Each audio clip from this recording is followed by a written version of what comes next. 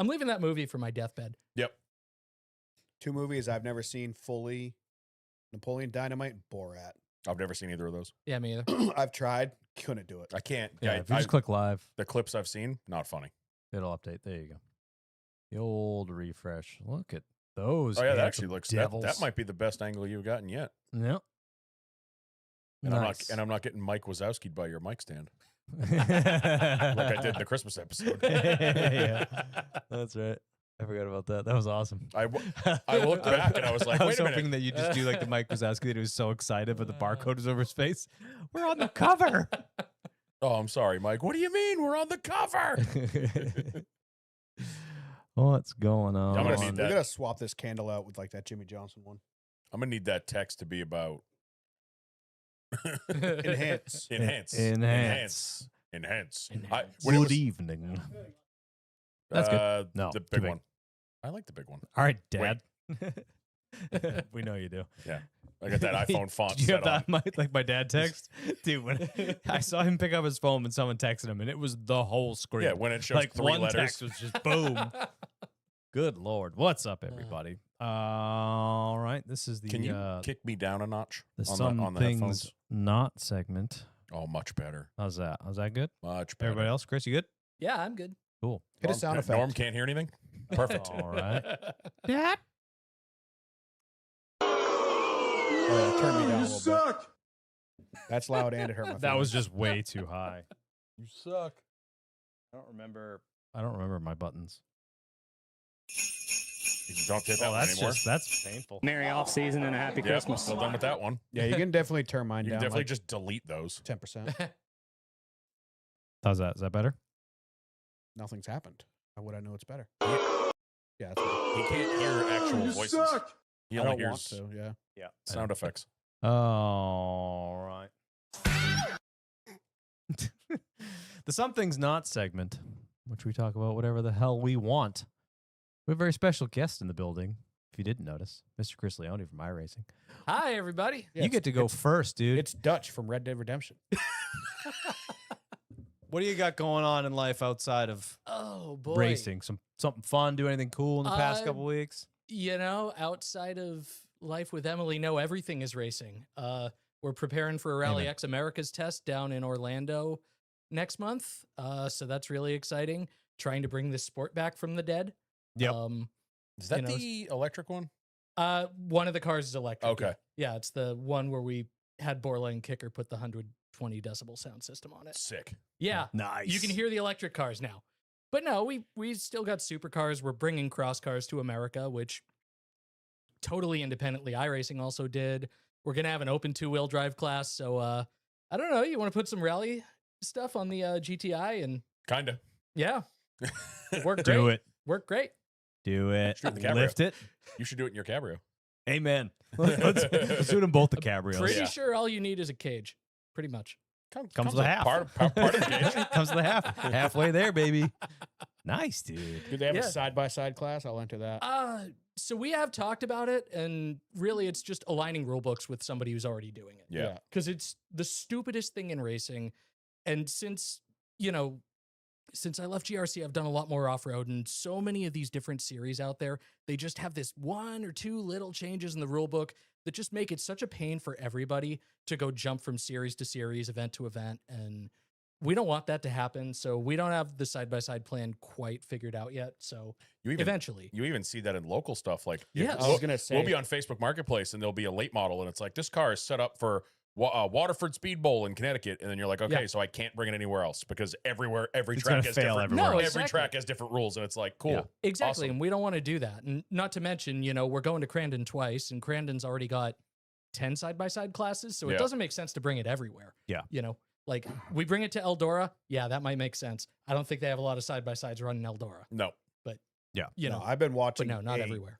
bunch of your best friend Travis Pastrana's YouTube channel lately, and they've been doing side-by-side racing and all Yeah, that did you stuff. see Gray got 4 hours in the Gray Ledbetter, who I Yeah, they help just manage? did that like 12-hour event. Yeah, That yeah. looked like a blast. No, and she did great. She clawed through the field. She started last and got it up to about third, and then I guess Travis rolled the thing. I don't have the attention span to watch a lot of stuff, but Luckily, he does short videos. That was only like Yeah. a 20-minute video. That was our most recent one. yeah, I was more impressed. Travis Pastrana's oldest daughter is now racing, yeah.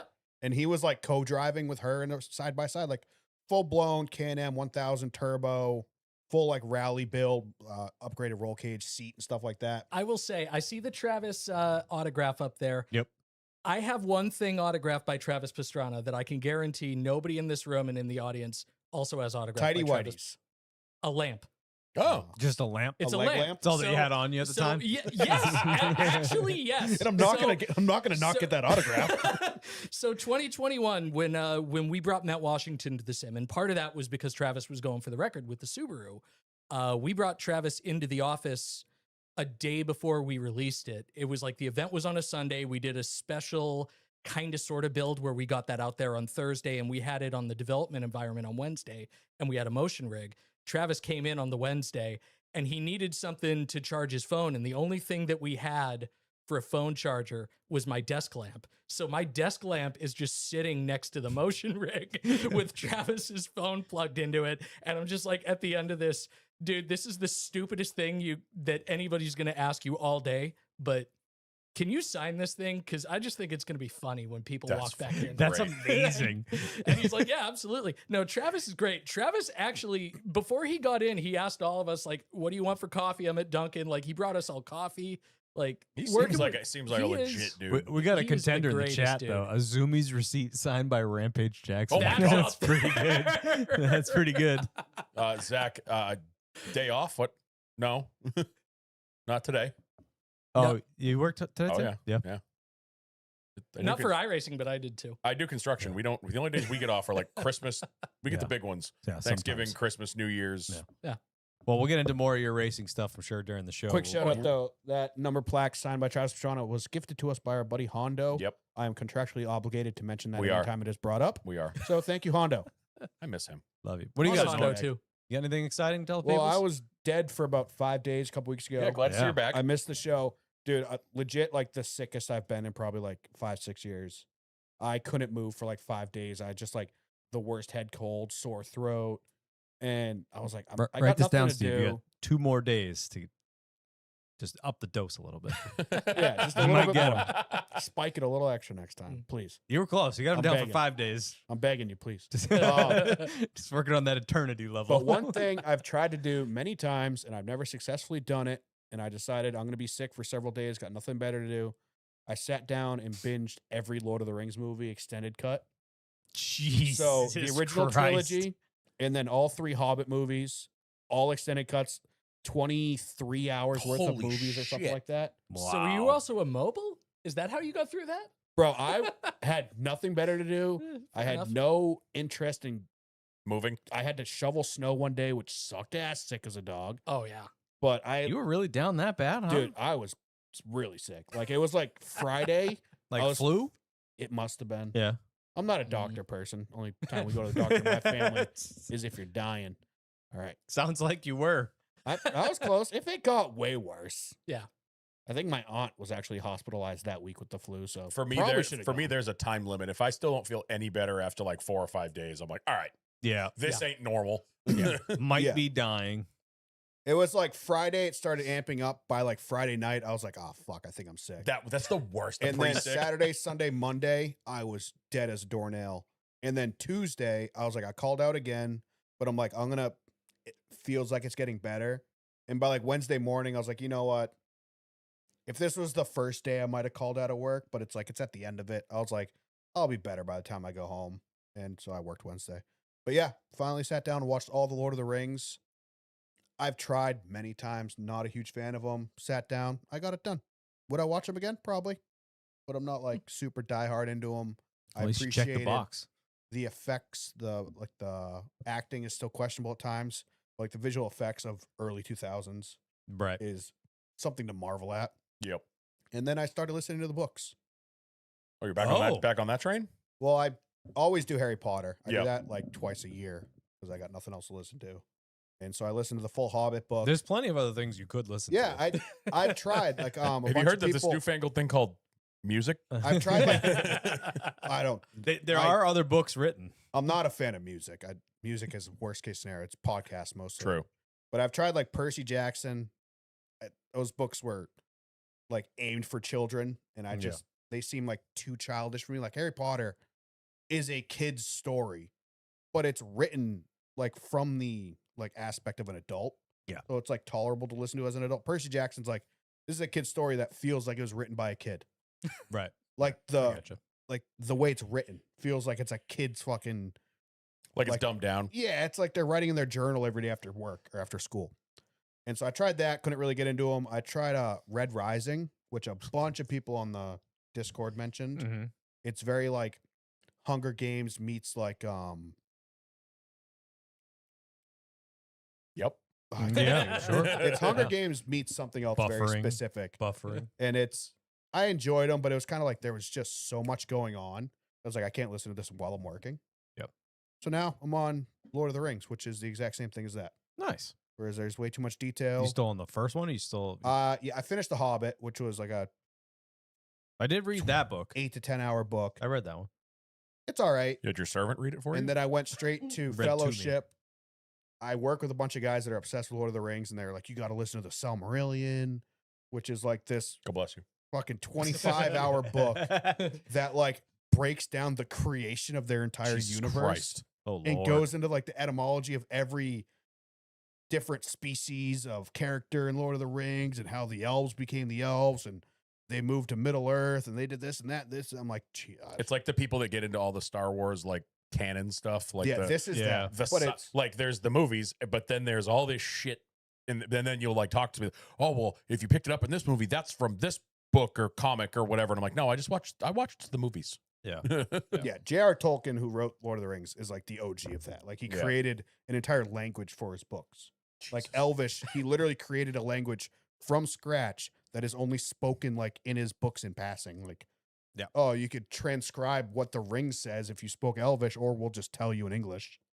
Thanks. But it's like, Yeah. it's an entertaining listen, but it is so heavy in the details. Yeah.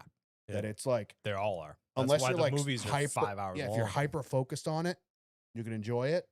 But I'm like, I'm working, I'll zone out for half a second because I'm doing something that I could die. So like, and oh, something happened that I have no idea what happened. Yeah. Rewind. You have to pay attention. Yeah. Oh, But yeah, cool. that's about it. Nice. And what do you got for the folks? Vacation. Yep. It's good. Good to get away. Good. Very warm except for the last day. By the way, I hate people. Oh, well, yeah. Well, two things. And yet you love gatherings? Two things. When you're on vacation and you're old, stop complaining. Every fucking turn of a corner, I ran into a person our parents' age-ish, like 60s. Oh, well, why is this happening? Why did this person did this? They don't like the excursion we're on. There's too much walking. There's not enough walking. There's not enough time. There's too much time. We're in the woods, so something's going to eat them. There was this one group of people that there was one of the excursions we were on. I was like, I'm going to say something because like this woman will not shut the fuck up. Like you're on vacation. How are you having a bad time? Yeah. You know? And then my personal favorite was the last day. The last place we went, it was there was people commenting how cold it was going to be. Oh, yeah. You sent that in the chat. 65. Yeah. I was like, y'all know it's 14 at home right now, right? I would pay a Like, lot for 65 right yeah. now. But aside from that, I mean, it was awesome. The places we went, I mean, we started off going the first day we were in Florida, we went to Kennedy Space Center. Never been there. I nerded out like an idiot. That was so fucking cool. Hey, Donut man. Come on, bud. It's like, Dad, I'm wide. Yeah, Bodie's here and he's got a donut. You wanna Come on, bud. up? Come on. He's like, no, I'm good. There we go. Now I'm out. it. Yeah. Good boy. Stay. So that was a huge nerd out going Yeah. to there. I've never been there. It was so cool. You know, the fact that there's an entire space shuttle in a building, that was rad. The Saturn V building is sick, all the Apollo stuff, because they have a Saturn V rocket in a building, and that thing's like 2 football fields long. Yeah. And you're just like looking up at it like, holy fuck. Just the pure scale is just astounding. It's wild. And then it was cool because while we were there was a SpaceX launch. They did one of their yeah, I saw that on your story. one of their Starlink satellite ones. So that was really cool, like to get to see that, you know? Yeah. Then we got on the boat and yeah, it was pretty chill. You know, went to Dominican Republic the first day. Where the hell did we go the second day? St. Thomas, which that was a place we both agreed that that's somewhere we could just fly to and stay for a week because it was St. Thomas is fucking beautiful. It was unreal. And then we did what the hell? Tortola. So it's British Virgin Islands the next day. BVI. That place was cool too. The thing that got me with St. Thomas was because it's the American Virgin Islands and it's American territory. Like after we did our little excursion, wherever we went to the beach, we were walking around. We had like 2 hours. We found a Mexican place because we were starving, and there was a little bar. We're like, oh, cool, quesadillas and tacos and shit. We'll go in there. Chick behind the bar could have literally been from the bar up the street from my house, like some 20-year-old American chick. And I just wanted to be like, how did you get here? Yeah. Like, did you just one day say, you know what? Fuck it. And just sell everything and move there? Like, Her what? boyfriend likes to surf. Like, I what's mean, your, I what's your hope that would story? be the case. Like, that'd be a great story. Even if, Yeah. like, if there's no story, that's a better story. It's But like I when just you're on, decided but when to. you're on vacation, like That's you, sick. most of our vacation, like when we were in the Dominican, like all the people we were there, they were all locals. Like all the people guiding our excursion and driving the bus. And this girl like comes around the corner, and I'm expecting any kind of accent, and I'm like, actually, no, she looks like she played volleyball at fucking Boston College. And then she says, she starts talking, and I'm like, God, she could be from home. Like, Yeah. how did you get here? What are you doing? You know? How did we end up here? Yeah, It's a but great no. accent. Are you working on it for a role? Yeah. But it was sick. Like we had a great time. Just it accomplished. Actually, there was one day, the day that the relaxation for Steph finally started to set in, I thought something was wrong. Yeah. Because like she was acting weird. I'm like, what did I do? You pissed? She goes, no, I'm actually just relaxed for once. I'm like, well, this is weird. I don't like I feel like I did something wrong. I don't like it. Get more anxious. Yeah. So that was good. And then yeah, after the cruise was over, we went right to the airport and then spent all day Saturday in airports, which is not fun. Nope. I've never been But that is so the toll that you have to pay. I've never been so early to a flight that you can't check your bags in yet.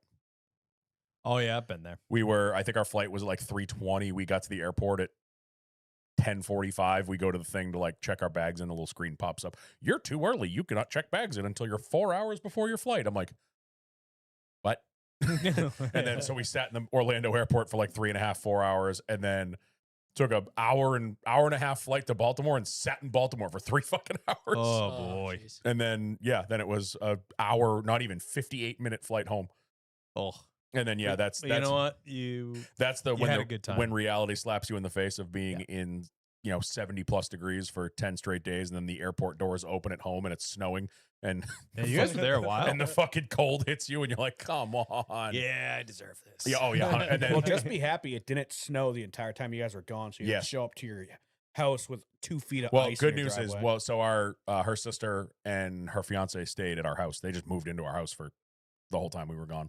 Cool. So if that had hit the fan, that boy would have been snowblown, and if he didn't, I'd have killed him. Yeah. But yeah, no, it was good. But we're trapped. And then yeah, like I had the story the next day. I was like, boy, life comes at you fast. 24 hours ago, I was on the beach. Now I'm behind my snowblower. Yeah. It was bullshit. So yeah, it was a good time though. Nice to get away and I mean, I'm happy to be back. I definitely got towards the end of the trip. You're like, I want to go home. I want to. If I see another slice of pizza in the next month, I'm going to kill somebody, because that's basically what I ate the entire time on the cruise. Just buffet pizza. Sounds about right. So but yeah, we had a good time. Nice. Happy to be back. Not a whole lot to report. I started the new gig 2 weeks into that, so been kind of just focused on that for the most part. You've been going into the office a lot? Yeah, 3 times a week. Okay. 3 times a week. Well, last week I didn't on Thursday because I had back-to-back wakes to go to, unfortunately. Yes. But yeah, 3 times a week. But the information overload with starting something new is just You're drinking Get to through, the you're weekend, drinking I'm through like, a fire hose. yeah. I'm like, I'm just gonna stay home and relax. So this past weekend, the wife and I went to the RV and camper show. Oh yeah, At you never Boston actually Convention followed Center. up with me. You I were asked you very a couple questions. you were very vague with your questions. Yeah. So wife and I have been shopping for a little while. I've been looking for a long time.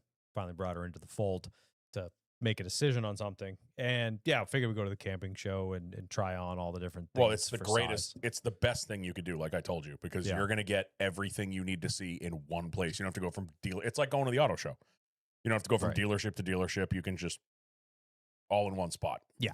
So we narrowed it way down. We know basically exactly what we want to get. Nice. All of the other brands are in Worcester next Yep. weekend. Yep. So we're going to go to that one too, just to see Mhm. both. I know the But, one in New Hampshire is coming too. I think it's like that might be next weekend or the weekend after. I would imagine the ones moving from Boston would be going to the New Hampshire one. Maybe. Because that's Yeah. all the Campers Inn brands. Is Camping World doing Worcester? Yeah. Okay. Yeah. So it's all the other Yeah, brands. there's a little bit of overlap, but not much. Yeah. So yeah, that was good. And I don't have a whole lot to write home. Was other it than busy that. or did your plan come to Oh, fruition? my plan was perfect, but also bad at the same time. So my plan was to go right after 12 o'clock, like right after noon, before the Patriots game started. Patriots game was starting at 3. And it So I was was like, snowing. and it was snowing. So I was like, everybody's going to be out of there. So when I got there, when we got there, my wife and I, it was pretty busy when we first rolled in, which was like 12:30, give or take. Within 45 minutes, the place was a ghost town. Everybody was gone. The snow had started, and everyone wanted to be back for the Patriots game. And the only drawback to that, though, is all the salespeople They're bored. They're bored. have nobody else to talk And to. who are they going to talk to? Us. So I have like 75 business cards that were given to me, Yeah. no matter what I said, which is fine. Like, I'm in sales. I understand what they're doing, and like I respect that they have to do their job. But when I tell you I just talked to your buddy and you saw me talking to him, I don't need your card. Yeah. too. Yeah. But like every third or fourth one that we'd step into, take a look, there was like 5 salespeople just watching the TVs in the campers, Yes. watching the football games, which is hilarious. And I went to the bathroom and I hop in line to grab a beer. And I was like, no, I'm not buying a beer, because if I buy a beer, I'm going to drink the beer and then I'm going to buy a camper. I'm going to buy something dumb. And I didn't. I was Yeah. smart. The word beer just gave me the You're sitting there. chills. So, do I back my truck in here, or Yeah. like, you guys meet me at the dock? What's Yeah. going on? Yeah.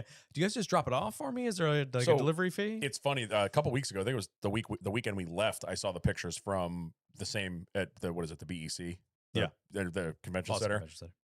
So I understand the auto show. I understand the camper show. You know what blew my mind was the fucking boat show. Pictures of that, because like getting a trailer in is fine. Getting a car in is fine. You got to get a boat in, and then they take it off the trailer and set it on a makeshift little dock thing, so it looks like you're You've walking. never been to in the a- boat show before? I've never been. No, Oh, it's a really good time. and like you're It's wild. Oh, I would sure. feel so poor going to same, that. same. Oh, you feel poor at the camper show too. Yeah, but that would the camper boat show's show. got like affordable to not affordable. It's just like the going to boat Pocono. show's just not affordable. It's just like going to Pocono. When Kyle, the first time we go to Pocono, and Kyle's like, "Well, that one looks really nice." I'm like, "Kyle, that one's probably $1.5 million." What? Yeah, there's just like a $500,000 boat sitting there, and you're like, actually, we're only displaying the engines. The Yeah. boat's just something to attach them to. These engines are $95,000 a piece, Yeah. and there's 4 of them. It's Yeah. insane. But I was looking at the pictures, and I'm like, so they not only have to bring those things in on trailers, then they have to get them off the trailers onto their little makeshift dock. Then where's all the fucking trailers? Yeah. You know? You remember Uh, just pulling cars yeah. into that place sucks. Oh yeah, I'm sure doing the Because stuff that's the for one auto right on shows. the water, right? That's Is that it one's World Trade huge. Center or No, whatever it's you're called? thinking of the old one where Hot Import Nights used to be. No, he's thinking of the World Trade Center. You talk about the pier? Yeah. Yeah, the World Trade. Oh, Yeah, Seaport. you pull in like underneath that mezzanine. Yes. into the- oh yeah, the yeah, yeah. Garage. That One- place is one world. fucking huge. Yeah, one Yeah, world. I had is to massive. pull and they just a- redid the whole thing. Did they? They tore it down like to just the frame. I've Like, been there blew for the the- glass out and everything. I've been there down for to the auto studs. show. It was pretty dated looking. Yeah, Yeah, it I've been was there huge. for the auto show and the when the we did ski import. show. I've never been to a car show in there. No, I okay. did But- World of Wheels there. Yeah. I went there for the auto show. We used to go to the auto show every year when we lived in Boston because it was fun to go play with new cars that you can't afford. Yeah. Yeah. And That was fun. and then we used to go to the ski. We've been to the ski show there a bunch because you can get really good preseason. Like Did I go to yeah, the auto show lift with tickets. you? Yeah, we went to the auto show. Why? There was a time a bunch of us Why went. not with you. I remember going down in Doug's R32, and him and Dan were in the tunnel just blowing fireballs at each other because they both had fucking tunes in them. Nice. 2 R32s in the Because tunnel. that was when I showed you the 1794 interior, yes, right? Yep.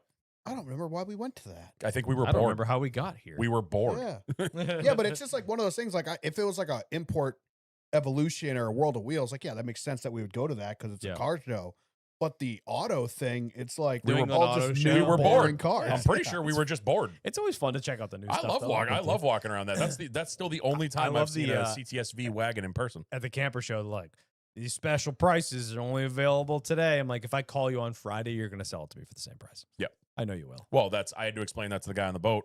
I made a stupid purchase on the boat, and the guy's trying to get me on the wall. You know, these are really special prices, and there's no tax. So we walk away. I look it up. I'm like, okay, yeah, he knocked a couple $100 off the price. The no tax does nothing for me. I live in New Hampshire. We don't have a fucking sales tax. Yeah, so I went. I drove I down went to back- Mass to look at these. Where I they went added back. the tax. So when I went back to go buy what I bought, I'm like, I told him, I'm like, just so you know, you can lay off the no tax thing because that doesn't affect me. And he looked at me like, what? And I'm like, I can go to a store at home that has this and buy it.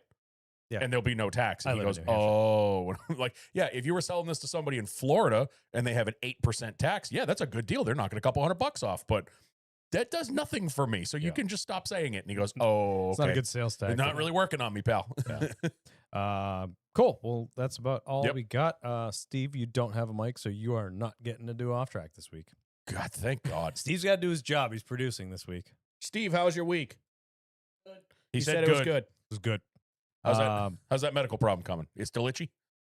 You talking to Bodie? You talking to Steve? I was able to take my Take your donut off. And before we get started, just want to send our thoughts and prayers to our buddy Justin. Not Yeah. our business to share. He's but in the we chat. love you. We love you, big guy. And we love you all. If you need us, reach out because All- we're here all for of- you. All of the buses, whole fam. We love you so much. The bus of buses. Shall we do it? Sure. Let me get to my Oh, I don't Correct want, button. I don't want to.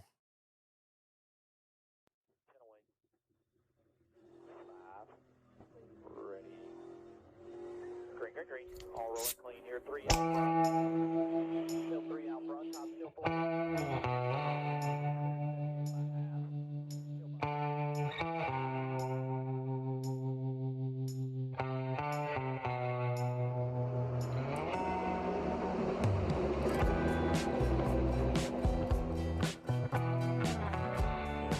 That intro's so much better. I love that. Still not used to it, but it's so much better. Yeah. All right, ladies and gentlemen, welcome back to yet another episode of the Loose is Fast podcast, your podcast home for all things NASCAR and some things not. Thankfully, we're getting closer to the all things NASCAR portion. But I am Kyle Belcher and joined as always by Daniel Walker, I'm not on a boat anymore. Norman Pelletier, Do the do. behind the mics and behind the cameras, Mr. Scumbag Steve over there on the ones and twos.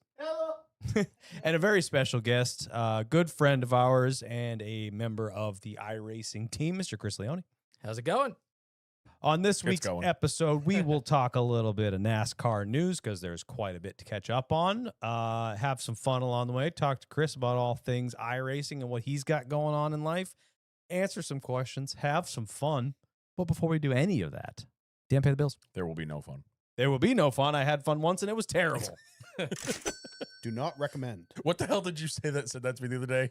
And I was like, same. And you're like, you're on a cruise, bitch. Yeah. And I was like, all right, you're right. I had fun once. It sucked. You're like, Sam, you're on a fucking island. I said same Die. as I'm sitting in the sun with a drink in my hand. Yeah, dude. Yeah, these Mind Eraser drinks are great. No, painkillers. Painkillers, whatever the hell they are. Mind Eraser was that roller coaster in Disney, whatever. Yes, it was. Your good call. We are brought to you this week and every other week by the Revival Motoring Network and us, the Loose is Fast Podcast. Head on over to loosesfastpodcast.com. Go get yourself some merch, shirts. No ducks, though. We don't have any of those yet. We can make that happen, though. Go get yourself some shirts, fanny packs, shorts, tank tops, Tonka trucks. Go fuck off. You got to do ducks though. Yeah, we should. We should make rubber ducks. Every time I go to Crandon, I don't know how many ducks I come back with. So I didn't realize, not to go I'm completely gonna off make track. custom ducks, and whoever orders it, I'm gonna drive to your house and beat you up. I did not know. On back to my off track, I didn't know that on cruise ships hiding ducks is a thing. Yeah. You get in elevators. There's like a TV in the The elevator. little guys? Oh, any fucking. I found Oh. full size. There was people finding ones that The are like tiny this ones, big. yeah. Like we get in an elevator the one thing. night. I look up. There's a TV screen that shows you like what floor you're on. There's one on top of it. That's how they rope you in, damn. You start collecting the ducks, No. and then all of a sudden the pineapples are flipping upside down. Yeah, the So- ducks are next thing you one know, step your away from wife's white missed. swan, So we were trying to guaranteed. figure it out, but there was a couple doors that we saw pineapples on, but they weren't. We saw them once and never again. So I think people were fucking with their buddies, like putting them on Yeah. Yeah. because they weren't up there That's all. where it starts, Dan. Start And then they collecting start the ducks. fucking their Then they start buddies. fucking their buddies. Yeah, so go get yourself some merch. You can help us out non-monetarily by leaving reviews. We have none and no comments on Spotify last week, so Oh, I was gonna leave a comment. 2 weeks ago. Whatever. Gets me every time. So my job's easy this week. I don't have to read shit, but go leave us Apple reviews. Go leave us Spotify comments on this episode, so I have to do more work next week. Yeah, actually do that. That's awesome. The good news is, Oh, did our wheel winners reach out to you? no, neither of them did. It was Hulso and it was Vegan Mike, wasn't Yeah, it? Mike is vegan and wholesome. Wow, Both- way both of you. to go, guys. I'll text them both. I'll text Hulso. Yeah, you do that. I got it. Will you do both of them, please? I don't have Mite's number. Oh, Yeah, I'll text I can Mike. actually text John. Okay. Anyway, we'll get to it. Does he live like a quarter away from your He house? literally, now? I could probably throw his shit from my house and it would Yeah. and it would reach him. Potato gun, you know. Yeah. Just set up an the- elaborate zip I'm line from excited your door to that- his. Soon, probably like 2 more episodes away, we'll be starting to make picks, Yep. which means we have to Fuck. discuss our point Oh system. yeah, we gotta Yeah. like. Are we We gonna made have a couple tweaks already, like updates. That Yep. we Are we talked going? about. We going chase? Chase. I'm kidding. No, that'd be dumb. Yep. Or would That would be so funny. We just We- reset the reset the points. points yeah. for the 4 of us. No, they were so close last year. They were. Like, say, like Kyle's in first and Dan's in last, and Kyle has like 100-point lead going into the chase, and it's now 15. Sold. I love, It's that just idea. gone. I need to just mail in the. Are we gonna do like normal though with the chase and reset? Like when the chase starts, we're gonna reset our picks. Yeah. Okay. Yeah, I think we do that Yep. again. But I Imagine think how- we just do regular season points. We wanted do to it- tweak some of the specials. Some of the bonuses and shit. Yeah. Yeah. Because I mean, we came down to it. There was a chance we were all in it at the last race last year. I think I was an outside chance. Yeah. You guys were on top of each other again, just like the year It was before. hot. You've already failed your New Year's It resolution. was bullshit. Go on. Oh, dang Remember it. that? Dang it. I failed that in like an hour. You did. It was Uh, 4 minutes.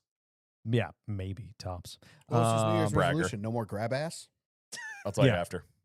But let's get into it.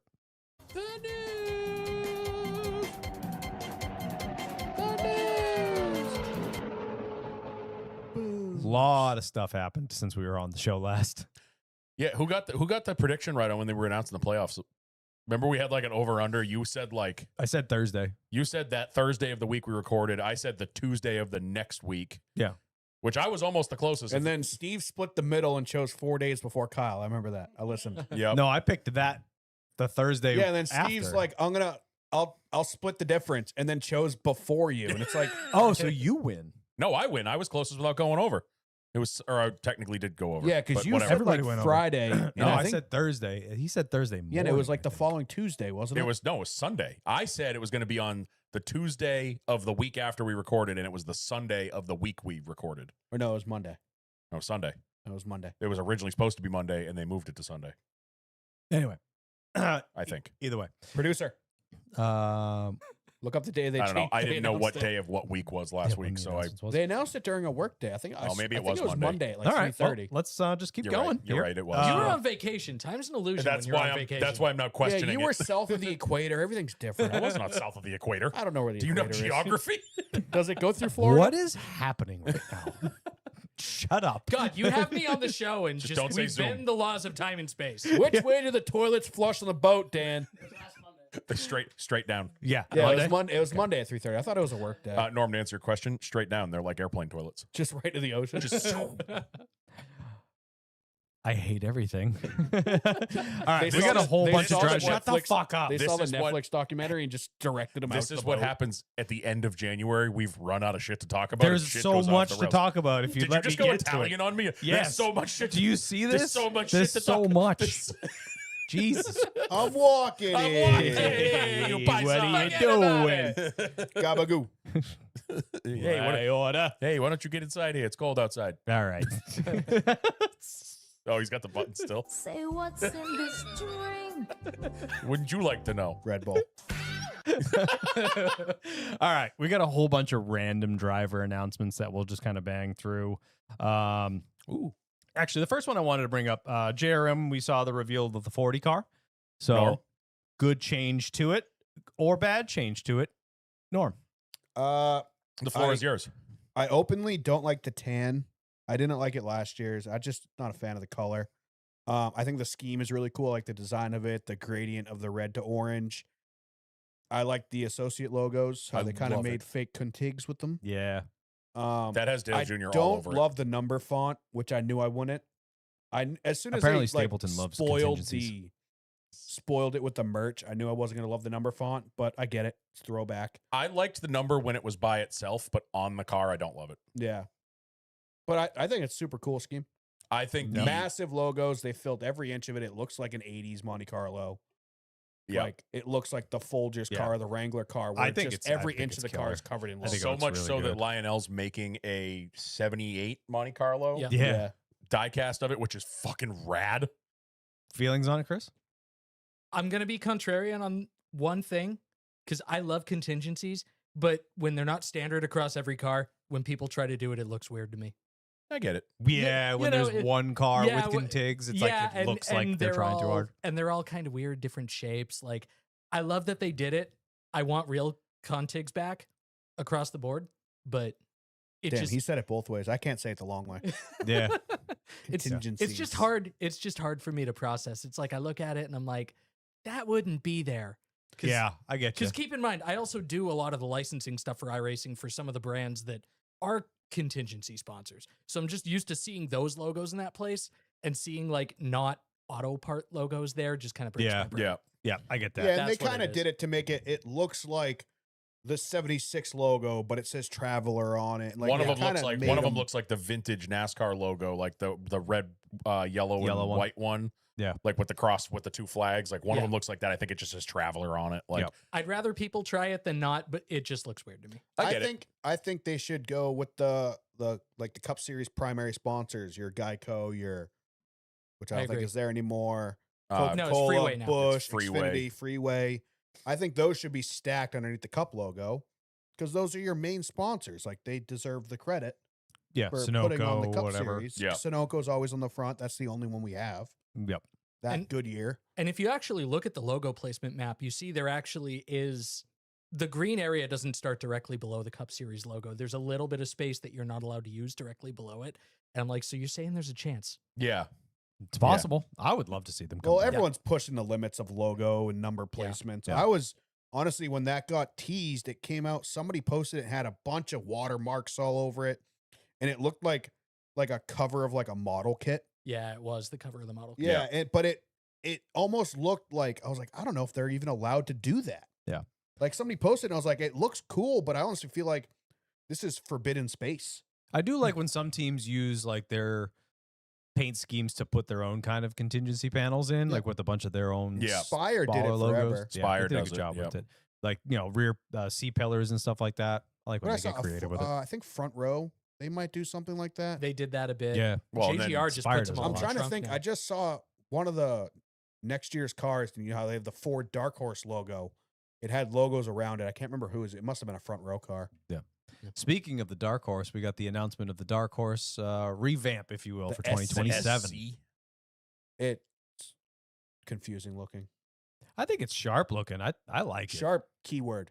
Yeah. They went very from, like, sharp. Your normally round Mustang to they're just like Angles. it looks like an RC car body that no one cut out yet, Yeah. where everything just kind of goes straight to Yeah. the ground, It's and like they didn't cut aerodynamic, like it just looks like a cardboard body kit around the car. 'cause very everything- jagged. The Yeah. whole top of the car round, sleek, sporty. I like the rear wing. I will say that the super long Yeah. kind of like duck bill with the wing on top of it. But then the body kit just like super square on it.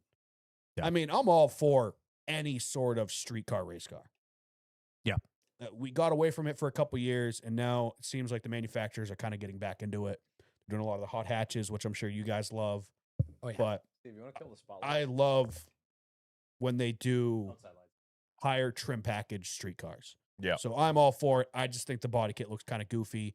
I loved last year's RTR they had. The one Cletus had for a while. Vaughn Gittin Jr. is heavily involved in the design of those. That looks super cool. This one looks like a little too To much. shock you?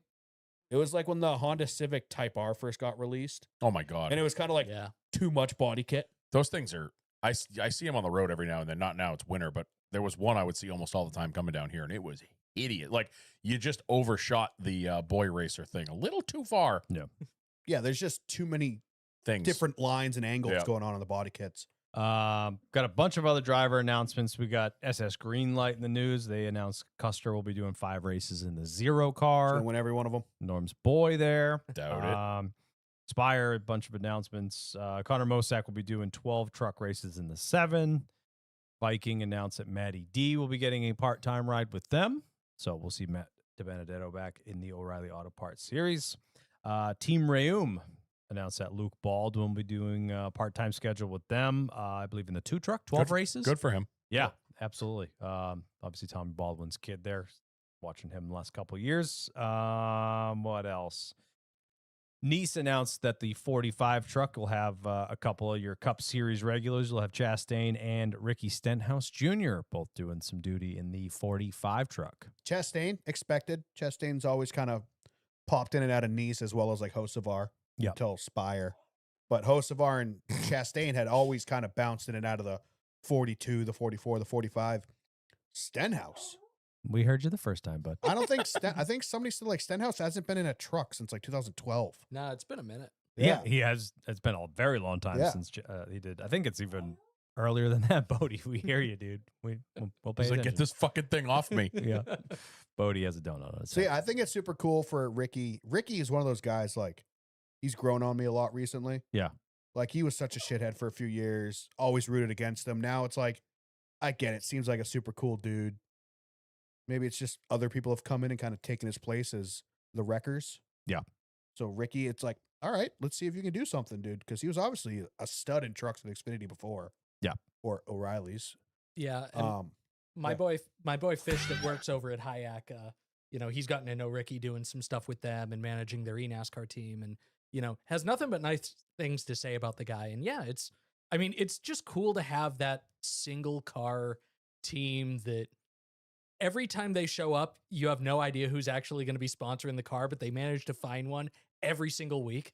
Yeah. Yeah, who they just announced, Chef Boyardee Yeah. So is a full scheme sponsor. So that's actually a carryover from the Sunny D deal, believe it or not. Yeah. It's the same managing partner, and I guess they sold off the drink side of things. And Yeah, because it was they Sunny D acquired and Chef Fun Pops Boyardee. were the same thing, Yeah. right? Yeah. yeah, there was at least another one on there too.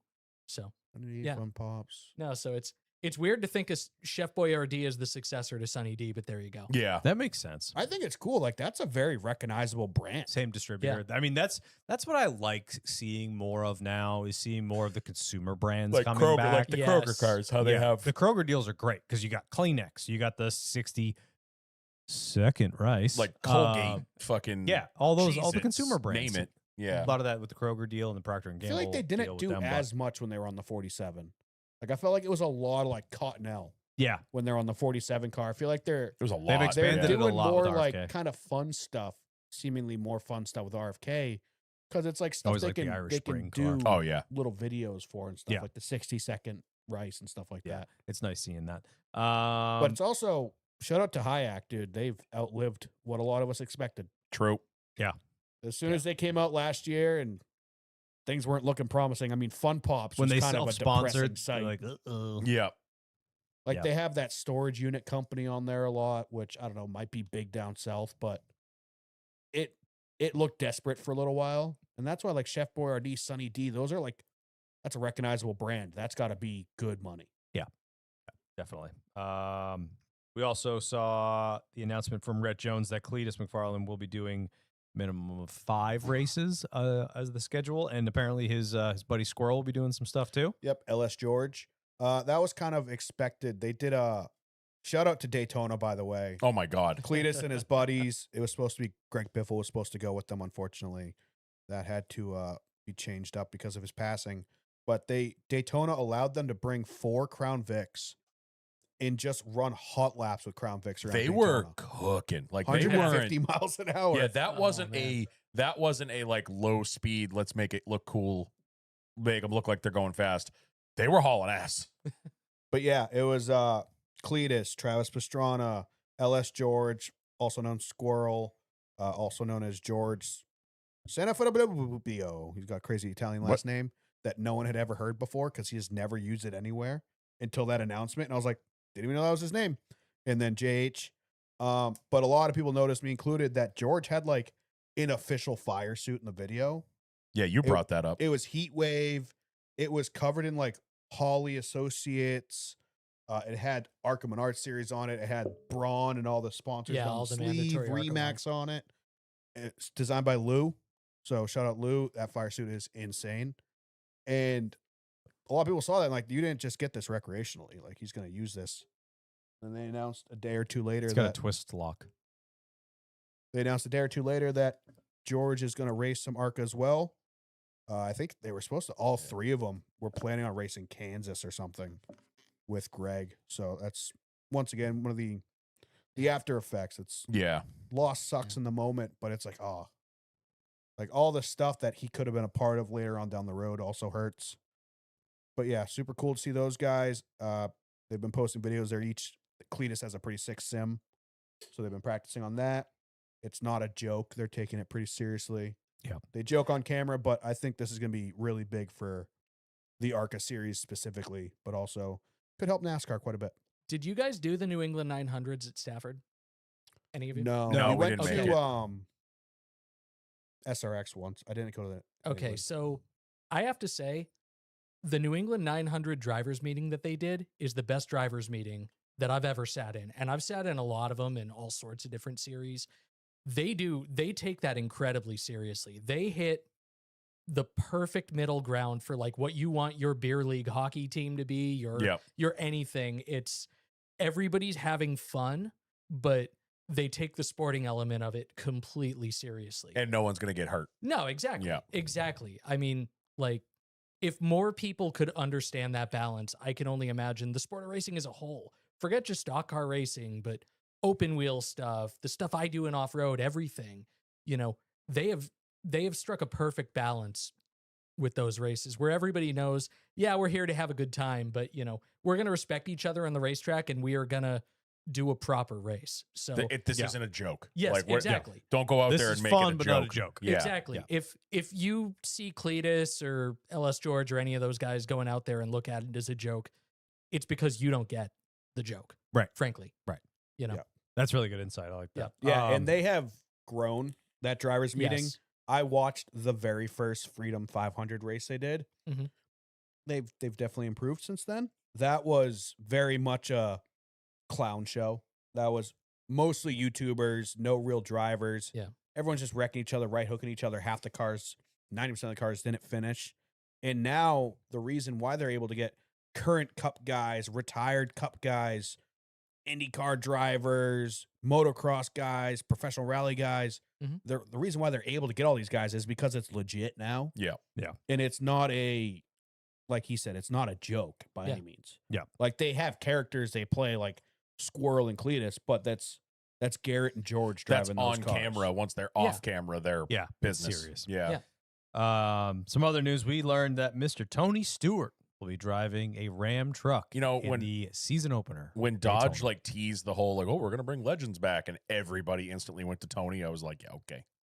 I didn't think it like I was like, all right. it makes the most sense, but I was like, Smoke's not going to do Like, that. that was It my also thought. costs the most sense because he was probably not cheap to get back into NASCAR. No. Like Yeah. the other people that are rumored, like Casey Kane, for example, is one of the I've heard standout that. Yeah. names. Guarantees a lot cheaper than Tony Stewart to get to come back for a race. Yeah. I mean, Dodge already does so much with them. Like, I bet it wasn't that Not bad. to mention, not just a race, the season opening truck race at Daytona. You know, normally a really clean race where no one ends up on their roof No, on never. fucking fire in the No. catch fence. Tony No. goes 300 miles an hour for a living now. I don't think he's worried. You're about right. Daytona. It's Yeah. been a long time since Tony has turned Yeah. Well, at all. They have to turn at the end of the straightaway sometimes. They're not usually the ones doing it. yeah, they're getting pushed by a four wheeler. They turn They get towed. Yeah. after they make the turn. We almost got killed by Tony. Were you? Yeah, that was us, right? Somebody did get killed by Tony. Oh shit. No, was that the first year we went? Were you there? The first we went to the NHRA. Maybe that Yeah, was when we didn't really know how he was going to back in. Yeah, and like we're standing by his hauler, and he had just come back in from like a qualifying run or something, and like there you hear them because it's moving so fast in there, and you hear whistling, and you turn around, and there is a Top Fuel dragster coming at us at like 30 miles an hour, and me and Norm kind of were like, "What do we do? Like, Okay. I don't know which way to go." Yeah, so they like back into their buses. So we're all in an aisle and it's like, "Oh, it's coming. Get out of the way." So you stand off to the side and no, without telling anybody, He they're whips it. turning right at you to stop and back in. He whipped it So over. we're standing there like front end of a Top Fuel car touching our ankles. almost fucking filleted our as they ankles like off. slam on the brakes and then back it into their garage to change the engine in 12 seconds. Hey, bud. So yeah, See, super it hasn't cool. been that long since he turned. He still does dirt stuff. Has he and turned stuff. at speed? Well, it'll be weird. This will be the first time he turns left to go left. In a while. Yeah, Yeah. yeah, that's fair. But yeah, super cool. Tony's I'm awesome. so excited. Yeah. Yeah, that's cool. I think it'll be great. You know what? I'm excited to see the ratings on the truck race Oh, it's gonna be huge. because that's going Oh, to be yeah. a massive draw. Will it Yeah, beat that'll be the up ARCA race? Yes. Yes. Yeah. Yeah. Although the Cletus ARCA. is in the ARCA Well- race. Oh, well, if you count live streams from Cletus's YouTube, yeah, Yeah. that's the problem. Well, that's the thing. Which is going to be on Fox and which is going to be on FS1? The ARCA Daytona race has been on Fox the last couple years. Yeah, Has yeah, been. yeah, no, and it did over $1 million last year. yep. And I think and both are going to be huge draw. I I think- think Ram will probably be a bigger draw than I Cletus. am so excited about Ram. Yep. I think the ARCA race, exciting. the ratings have been going up for even pre-Cletus, though, at Daytona, because everyone knows it's the season opening organ donor 200, because it's usually a shit show.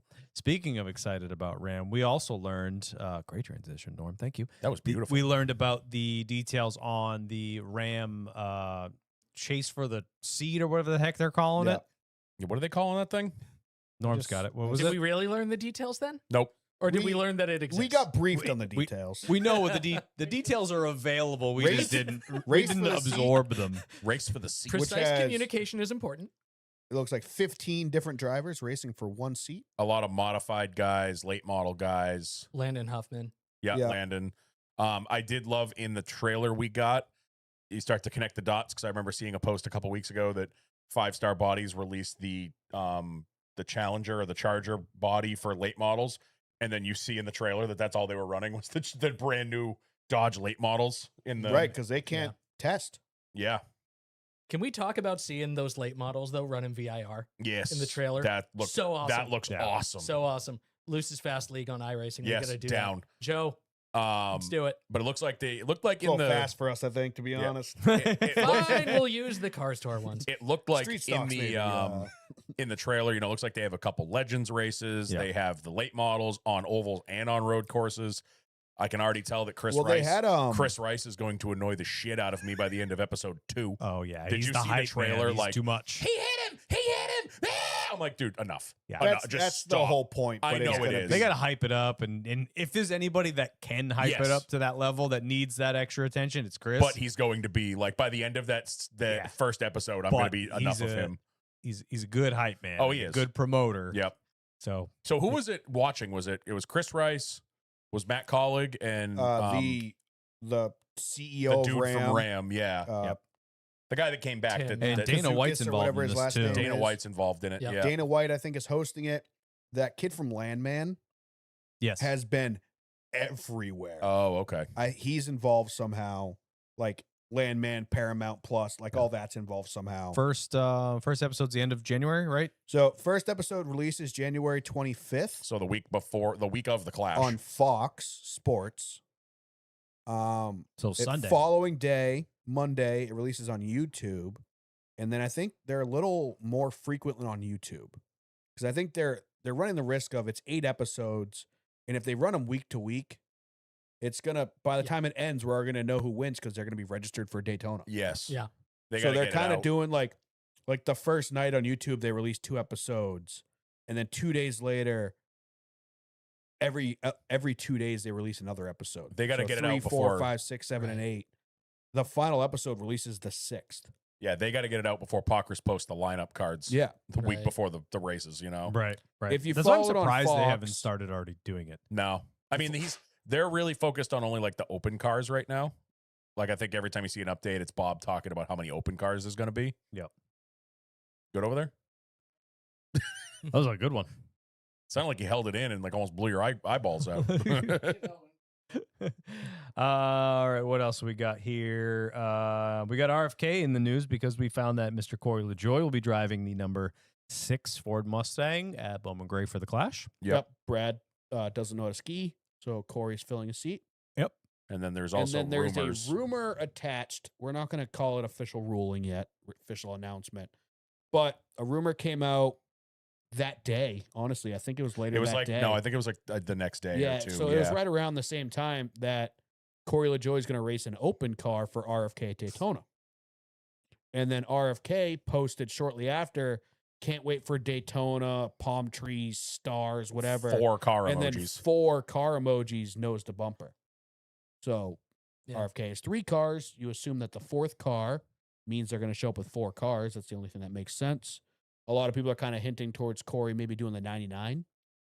The 99 is 'cause now that's open. open now. Obviously, that has ties to Roush Roush. with Carl Edwards Yep. for many years. Corey and Carl just became best friends. So I think that'd be kind of funny. But Corey seemingly going to be in a 4th open car for RFK. Super cool. You don't think they would try to keep the 01 stacking pennies thing going? I don't know. That was an RFK thing or a Rick Ware. Rick Ware thing. Right. So who knows what he's doing? The whole stacking pennies racing thing was kind of corny to begin with. Kinda. So Stacking pennies performance. Yeah, they SPP. had plans to go further with that and do. Well, like he's a doing like carbon fiber yeah, they were pieces and gonna stuff do now a that look YouTube really channel nice. and stuff. Yeah. And kind of never did anything with it. Yeah, I Yeah. remember when they announced that last year. There was all this. It was after they did the YouTube video of when he went down to do the Cletus thing. Cletus thing, and then they went to the fall and race Bristol, maybe. yeah, something like that, and then that's it. Like it never went anywhere else from there. This is nice. But yeah, the carbon fiber stuff looks really nice. Stacking pennies Yeah. fiber or whatever they're calling it. Yeah, he's using the SPC carbon. SPP. Yeah. Which Yeah, with they, I SPP? mean, they do that with Stacking pennies performance. Are you down with SPP? Yeah, you know me. SPC. Do you know me? Yeah, it's nice stuff. I mean, they do all that kind of stuff with their composites and seat stuff for his dad. So I Yep. mean, sure he's been messing with The carbon for a joy while. of seating. Yeah. Your boy Texas Timmy's back in the news. Love Timmy Hill. Timmy Hill and his organization will be returning to the Truck Series. Although screw Timmy Hill because he's the reason why I can't run 56 in NASCAR 25 because that motherfucker is in every series taking up my 56, and then Martin Truex Jr. takes it in the Cup Series. We'll come Fair. back to that later. Screw all that. Yeah, there's a lot of numbers missing, and I'm real upset the 29 wasn't available either. Wait for the January update. Yeah, Play online. Okay, but playing online is a scary place to be. Yeah, that's. I'm going to That's a design an scary online place to car and be. never. I can't because I can't do custom shapes. It's all ruined. Legacy Motor Club, as Norm would say it, in the news because Mr. Jimmy Johnson will be taking the OEP provisional for the 41st spot Daytona 500. And you down with OEP? yeah, you know Jimmy. yeah.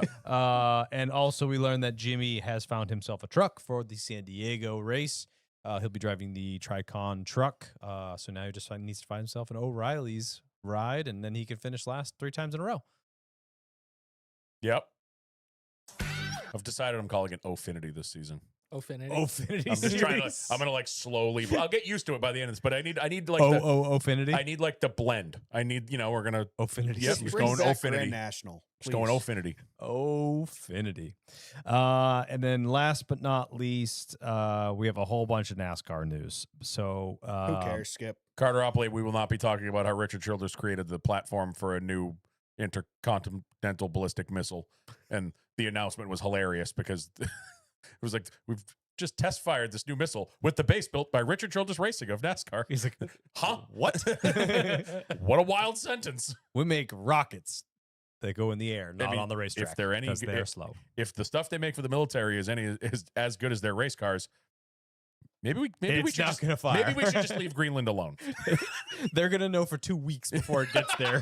Even a Richard Petty speed rocket's still gonna be faster than anything else. How did you launch a rocket that's 2 laps down? That rocket hasn't won anything in 3 years.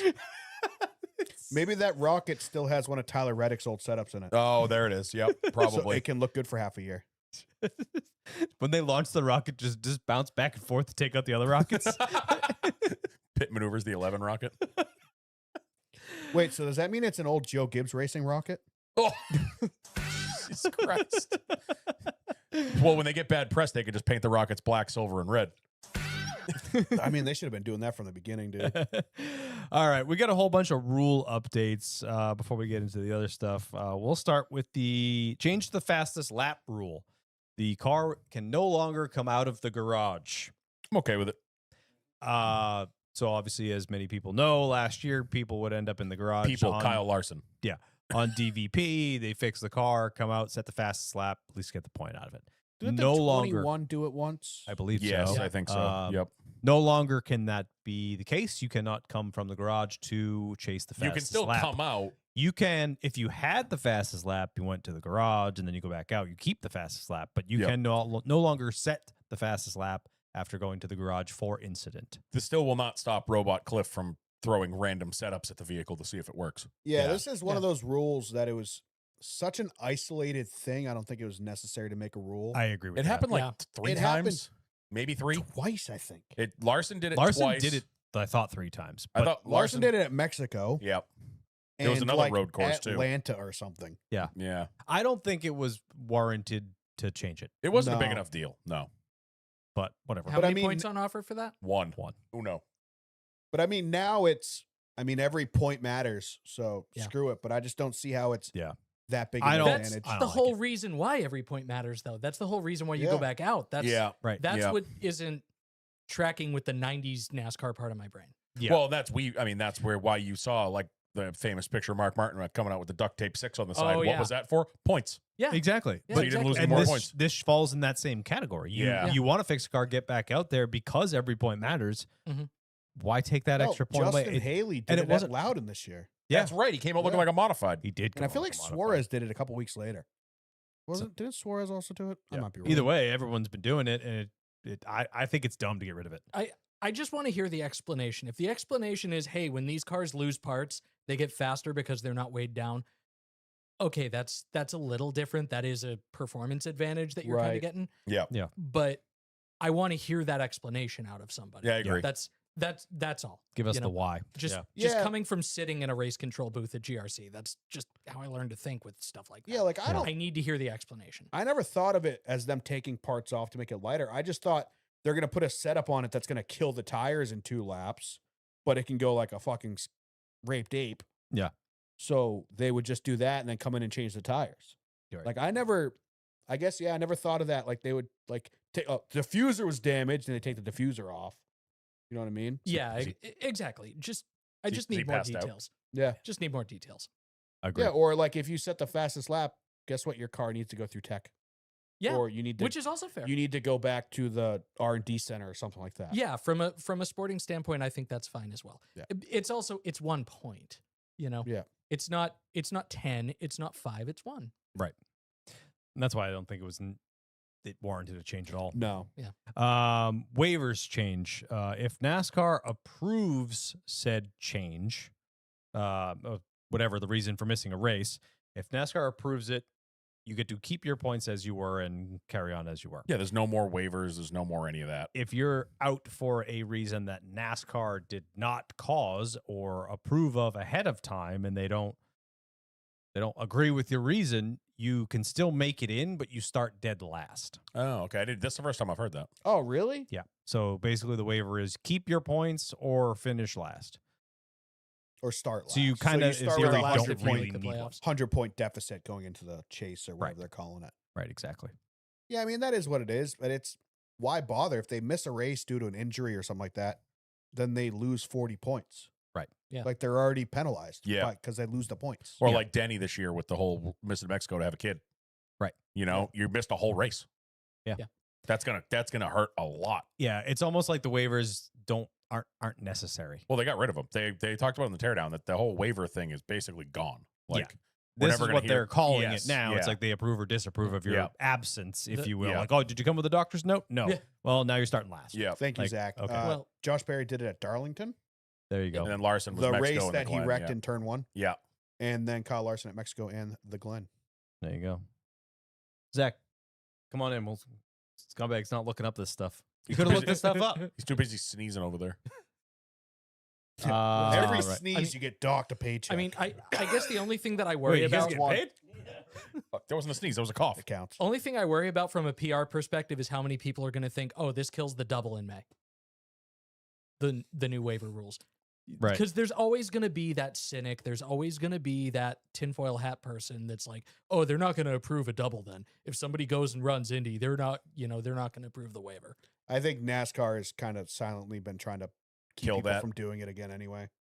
Which is unfortunate. Ever the since whole the- Hello. questionable calling the race Yeah. early the first year Larson did it. Yep. When it was like the track was dry and they needed like 30 more minutes to dry pit road and they're like, race is over. Sorry, Kyle. I know your helicopter just landed, but Enjoy wasting that gas, you nerd. yeah. What else changed? We got O'Reilly Auto Parts changes. They dropped the age requirement from 18 to 17 for tracks under a mile and a quarter, which is interesting, but okay. Okay. Keelan Harvick rule. Yeah, I mean, these kids are pretty driving much. late models when they're 12. So Yep. Right. who gives a shit at this point? For a truck disqualification, it went from 3 to 4 loose lug nuts. Oh, good. exciting stuff. I know. So- I'm sorry. Why would they give them Riveting. more? Yeah, why would they give him more? Yeah. And also with the changes to playoff format to the chase format, it's no longer elimination style, obviously. So drivers can now compete in the championship races in the series below. Oh, I didn't Ooh, see that. I That's didn't cool. see that. That's good. Yep. Also, did Larson's just gonna sweep all 3 homesteads and Yep. win the championship. Yeah. Oh. you did you see the news about the new manufacturer rule? Yeah, I've got that here. Okay, I thought it sounded like Yep. you were wrapping those up. So Nope. There's an update to the uncontrolled tire rules. We can't talk about a visual grid, but if you look at top down view, effectively the tire can roll 50% into the box in front and 50% into the box behind, and you will not be penalized. But what if it interferes? Then will we still be talking Then interference? it's okay. not uncontrolled. Then It's an that's a- uncontrolled yeah, rule, not yeah. a equipment interference rule. That's different.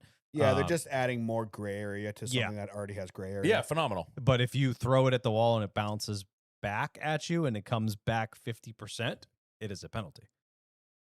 So if you throw the tire, Yeah. right, and it hits the wall and someone doesn't catch it, it bounces back and it makes it more than halfway across again, Even if it's in your own pit Yep. stall? Really? it is an uncontrolled on your own pit box. Oh, that's new. Yep.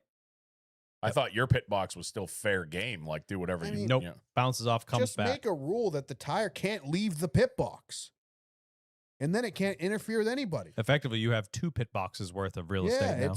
You're just giving them more room to Throw make sh- yeah. mistakes and interfere with other people, and it's like you give them an extra 10 feet, and they They're going use to take it. 20. Now the guy coming around now has a tire that's This almost is- always going to be in his box. Like Norm said, this is now just giving more gray area to something that already had a gray area, and I can't wait for our first questionable penalty call that pisses everybody off. Yep. Yeah, we're gonna have invisible lines when everything's got visible painted lines Yep. on it. Yeah.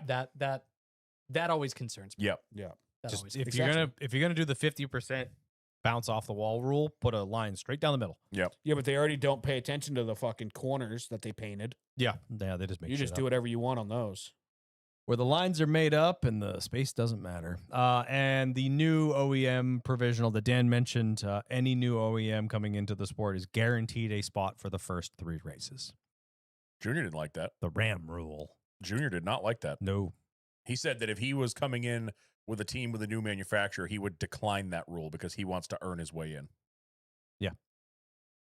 I mean, I guess I get it. You want them to get their feet wet or whatever. Like you want them to show up and make the race, but I don't know. I guess my question is, how do you have a new team that's coming in and your priority isn't to buy owners points from somebody else coming in?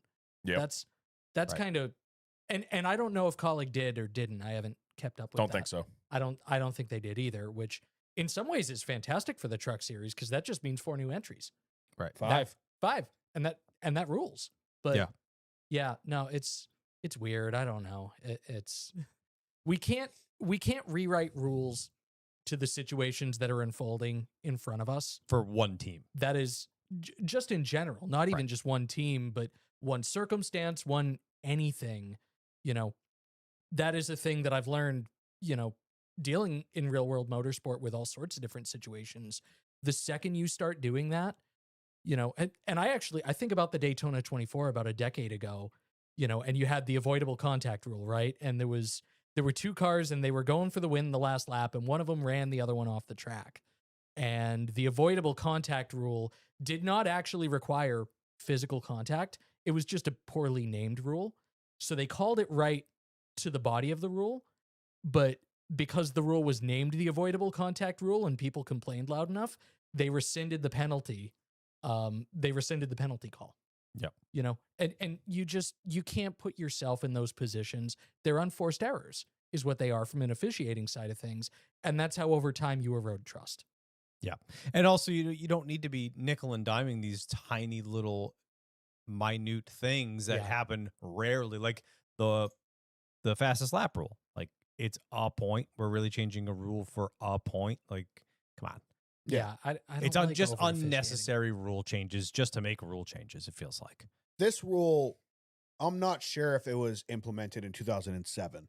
I don't think it was, or else Michael Waltrip Racing probably wouldn't have cheated at Daytona. No, it just wasn't. Just don't No, it say you're wasn't. giving them the spot. Just Yeah. open up the field. Just be like, oh, field's now 41. Yep. There you go. Remember But those 3 glorious months we were all ahead of Michael Waltrip in the Cup Series points? Yep. I don't remember that being glorious, but I have no problem with it because they won't need it. Unless a freak accident happens, Yeah. these fully manufacturer funded teams, they would call it motocross. These are factory teams. Right. Yeah. This is money coming straight from Detroit right into their pockets. There's no way they're going to get out qualified by Team Reum, Mike Harmon Racing, hell, Timmy Hill. Also, Although he got a pole last year, so I can't really count Timmy Hill into this. also Norm brought it up too, I think in Discord like a couple weeks ago. We've seen it for years at Daytona. New car, new manufacturer, whatever it is. 90% of the time, that new body hauls the fucking mail. Yeah. I still remember, I will never forget when Ford brought the Taurus out. Yep. Went from the Thunderbird to the Taurus. Oh, yeah. And that first Daytona, they locked up like the fucking top 10, and all the Chevy and Pontiac teams were losing their minds because the Fords came with this new body that was just lightning fast. And I would not be surprised if that's what we see out of Ram. Yeah. I would not be surprised if you see a Ram on the I pole. said it on Discord. I would bet money on Butterbean getting the pole. Yep. Him specifically, I think all 5 Dodges are going to be like the top 10, top 8. Yeah. But and I also said that we're not really going to know what this team has until week 4. The first time we go to a conventional oval is the first time we're going to see how far behind or how far ahead they are. So middle of August, yeah, it's knowing the truck Daytona, schedule. Atlanta, street course. What qualifying is not going to matter for these guys. What's the third race? St. Petersburg. St. Pete's. Oh, I forgot all about St. Yeah, Pete. I totally did too as well. I was thinking they were at Coda. Yep. But it's not going to be an issue until the 4th week, which I don't even think is in the exemption rule. So it is what it is. I have no problem with it. It's going to be an easier sell to a Honda, to an Acura, whoever they think they're going to get in. Like, hey, listen, we just implemented a new rule. You guys are locked in for the first 3 races of the season to help you guys try to figure out your new car. But it's just at this juncture in trucks, unnecessary. Agreed. Yeah. Like it's Definitely not like Cup. If there was a rule in Cup, like yeah, that makes sense. They could qualify well and get knocked out in the duels. Yep. And then they're Yeah. screwed. I agree. It's much Trucks, different they're gonna wrap. They're all 5 trucks are gonna be in the top 10. They're gonna be fast as fuck. I hope they're not, just so you're sad about it. Like Dan said, like I said on Discord, the only difference on trucks is the front bumper and the rear bumper. It's spec Guess aside which from that. affects the air the most? Right. The front bumper and the rear bumper. Engines are specs.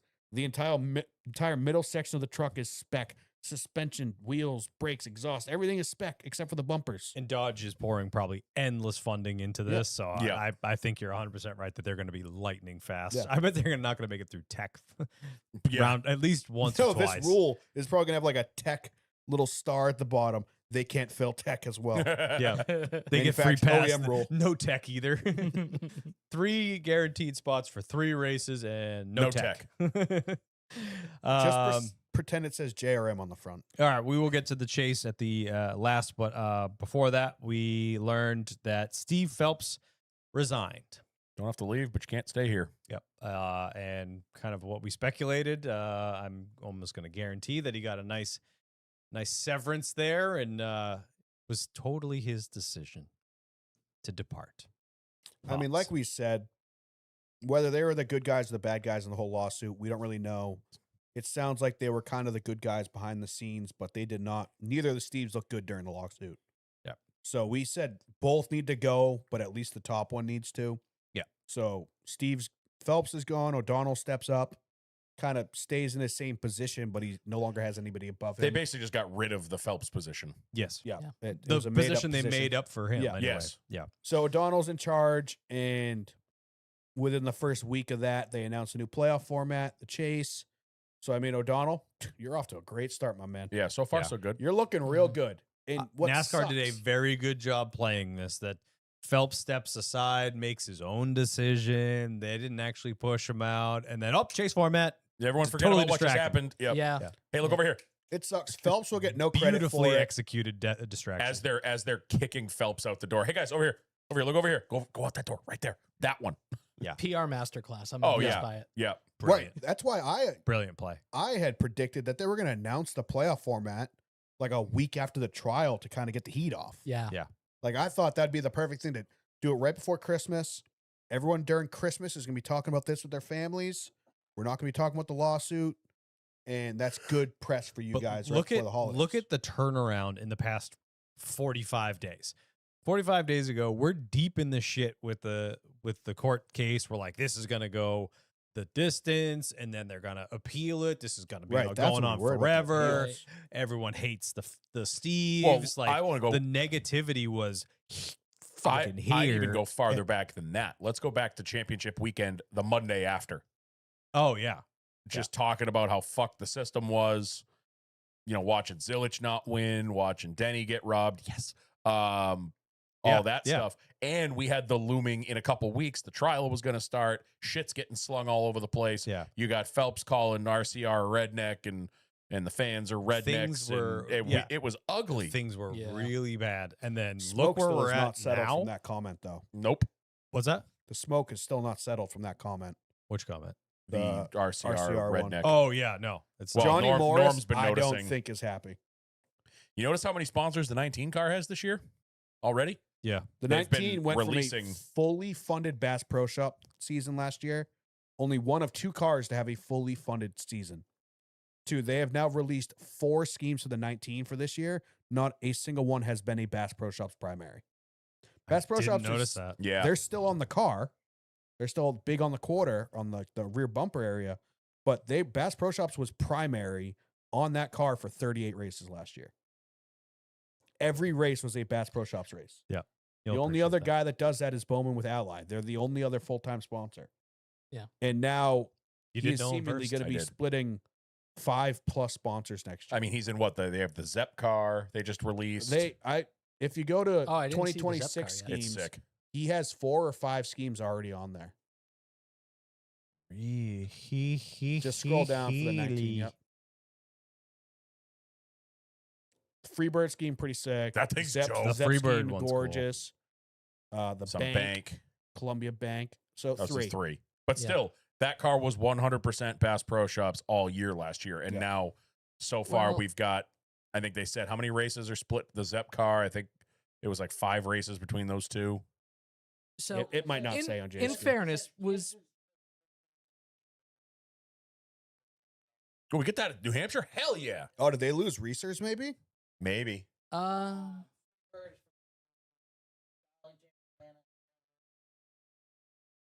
I might buy that Freebird diecast just to have it. Freebird's cool. So that's 3 races, 5 races, and 1. So that's 9 races. Yeah. so Chase Briscoe was a championship Ford driver last year, was he Yep. not? Yes. I think that's more of the reason. You think their Genuinely. price, The price tag went went up? up? Well, no. What I think is that a bunch of these companies that wanted to go get in on JGR Oh. are unsure about Denny Hamlin's status True. and the longevity. And they've got a young driver in Chase Briscoe who got over there, and that was year 1 for him in that Yeah. 19 car, was it Yeah. not? Correct. Yeah. Yeah. Get in now.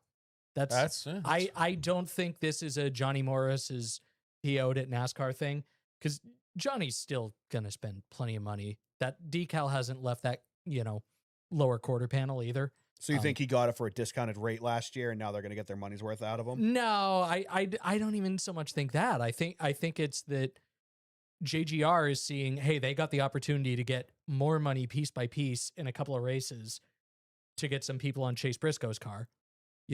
You still have C-Bell, and obviously C-Bell is going to be competitive forever. Denny's going to be competitive for as long as he's, racing. Right. And Ty Gibbs is also a member of Joe Gibbs Racing. But- Ty Gibbs is there. Ty Gibbs still has a But badge Is to there get in the any other building. accolades we could give to but- this man? But your number one In-season bullet challenge in the- winner. Yeah. But your number one bullet in the chamber now is that 19 car. So It really is. If you've got, and all of those are new sponsors. Keep in mind, every single one of those sponsors was not in a Joe Gibbs Racing car Yep. last year. That's a good point. So That's that's a very good point. and Johnny's still spending money. Johnny just put down all this money for Supercross. Like they're hosting the Super Motocross finale, I think, on Bass Pro Shops land. Yeah. Like- out at the golf courses out in Montana. Yeah, and they're sponsoring Wyatt Miller and literally Give everything me that that guy's Wyatt bank does. account for it. They also just built a whole new ridiculous golf course on that property. And he makes my favorite beef jerky, the Johnny Morris. Did you know special. about his golf course too? They fly an Earnhardt flag. Yep. Every single day. There's an American flag on, there's a, if I remember correctly, there's a flagpole right in front of the giant, like, hotel / clubhouse. There's an American flag and then 2 smaller flagpoles, Bass Pro Shop flag, and a 3 flag.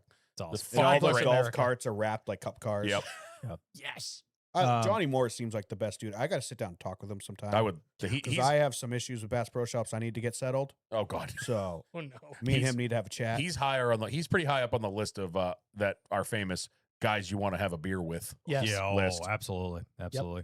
So to put a bow on it, I think, like we've said ad nauseum, that Phelps had to go and this was the right decision. I don't think it was a smart move by NASCAR to not step up and say that they made the decision. I I don't think they'll ever take on. Oh, I think PR wise, NASCAR should have, we listened, this is not okay, we let him go. Like NASCAR should have done something, not allow him to make his own decision to walk out the door. Yep. There should have been a better way of handling this. However, mutually agreed to part ways would have been a perfectly fine way to do it. Like some verbiage that said NASCAR understands that the fans are pissed, because the way that this looks is that Steve was just like, all right, I'm out. You guys can't do anything. Yeah. I made the decision. I made the choice. I'm not fired. I quit. Yeah, exactly. Yep. It should have been, we mutually agreed to part ways at minimum. it could go either way because I mean we just dealt with the whole lawsuit where it seemed like NASCAR was just kind of like the France family, the board was kind of just overreaching in every aspect, where they were kind of like taking too much control where they shouldn't have taken control Right. and kind of bullying their way around, and then they lose a lawsuit, and then a couple weeks later they're like, oh, by the way, we fired our commissioner. It's like Yeah. that's another one where it's like, how much power do these guys have? Right. I understand that. I Yeah. understand. Where but maybe I him just think from a stepping PR down is standpoint. one of their like them being like, see, like we're not ruling this with an iron fist. He chose to leave. But We're the nice fact that guys." everybody was out with pitchforks and Yeah. torches, like gunning for Steve's head, I they, don't think they it was- should have been like, "We did it for you." And I don't think it was just fans like that. I bet you behind the scenes there was some teams, team owners, Johnny Morris. people in the sport that were like, listen, you're going to have this guy come farting around the garage at Daytona and we're all just supposed to be like, hey, buddy, how you doing? When now we all Yeah. kind of know what he fucking thinks of us. Like, Right. I mean, obviously, a lot of that stuff was said in frustration, and I don't think that's really like he's not a terrible person supposedly by like any behind means, but- closed doors, he personally apologized and stuff for the oh, comments. yeah. But it Dan doesn't matter. Jr. You can't take and- that back. Denny maybe spoke very highly of him. I'm sure plenty of Like people a couple do. of them have, and I was gonna say earlier, like he probably had a hand in the new playoff format, Oh, I'm sure he did. but he's that's gonna where I get was no gonna go. recognition for it. O'Donnell's taking the fucking taking the Flowers. flowers for Yeah. that one. And that's the pill you have to swallow because you said what you said, and you guys let it get this far that it came out. Bet you they're not doing these conversations over text message anymore. Nope. No, Pick up the phone. no. Call me. Then no one can find the transcripts of the phone Or call in person. or yeah. in person. Yeah. Walk down the hall. 100%. Really though, is Steve O'Donnell getting the flowers for the new format, or is Mark Martin and Dale Jr.? Well, Are they those are guys. 100%. Yeah, that's true. Yeah. That's true. I've heard more that obviously it's still the dead season of podcasts, but you know, Junior put one out last week and the teardown also after this all got launched. And I mean, if you walked into this not knowing anything about what happened, you would think that Mark Martin walked into NASCAR, kicked the door in and was like, this is what we're doing. Yeah. Like he did it single-handedly himself. Yeah. Good. Uh, As a long-suffering Mark Martin fan who had to watch him lose 5 championships growing up Yeah. and only win the IROC ones, yeah, good. Glad Mark gets his flowers. A great transition to the return of the chase. I'm so fucking happy. I'm awesome. happy with it. I think overall it's great. To give people a quick overview. But you can actually explain it quickly now. yeah, We're yeah, not- it's actually great. It's- Top 16 in points, no gimmicky, nothing. Winning you're in is gone. Playoff points are gone. Playoff points don't exist. They reseat going into the playoffs. Chase. Sorry. The word playoffs is dead. Sorry. Going into the chase, they reseed as the regular season champion will be at 2,100 points. Second place will be 2,075. So your regular season champion effectively goes in with a 25-point advantage. So 25 points down to second place, 10 points down to third place at 2,065, and then you drop by 5 points. They're out to 2,000 even. So the leader comes in with 2,100. Last place comes in with 2,000. Right. There's a 100-point difference between first and 16th. Play ball. Exactly. And we raced for the final 10 races. No bullshit, no resets, no eliminations. It's just like the one we grew up with. points. The chase, it's pretty damn similar. I mean, outside of some points, awarding. The points awarding difference. is a big thing to bring up. What I was going to say because- is it's the bones of it is the chase. Right. Yeah. From the old days, from the Nextel days. Obviously, it's a little bit different. Like you're not getting 180 points for a win anymore, shit like that. But the bare bones of it is the exact same as it used which to is be. fantastic. Yep. It makes sense. And Steve is raising his finger. No more regular season champion. Yeah. Basically, Sorry, I should've said that, basically, but- the gift of that is you get that 25 points. But they're not doing a trophy or anything anymore. Oh, that's Yeah. too bad. I kind of like that trophy. That trophy was sick. Good point. The points change, I think, is fantastic. So winning used to give you 40 points. Winning now will give you 55 points. Yep. So it's we have funny. incentivized winning a good amount. So basically, no longer can you finish second and have the most points on the day.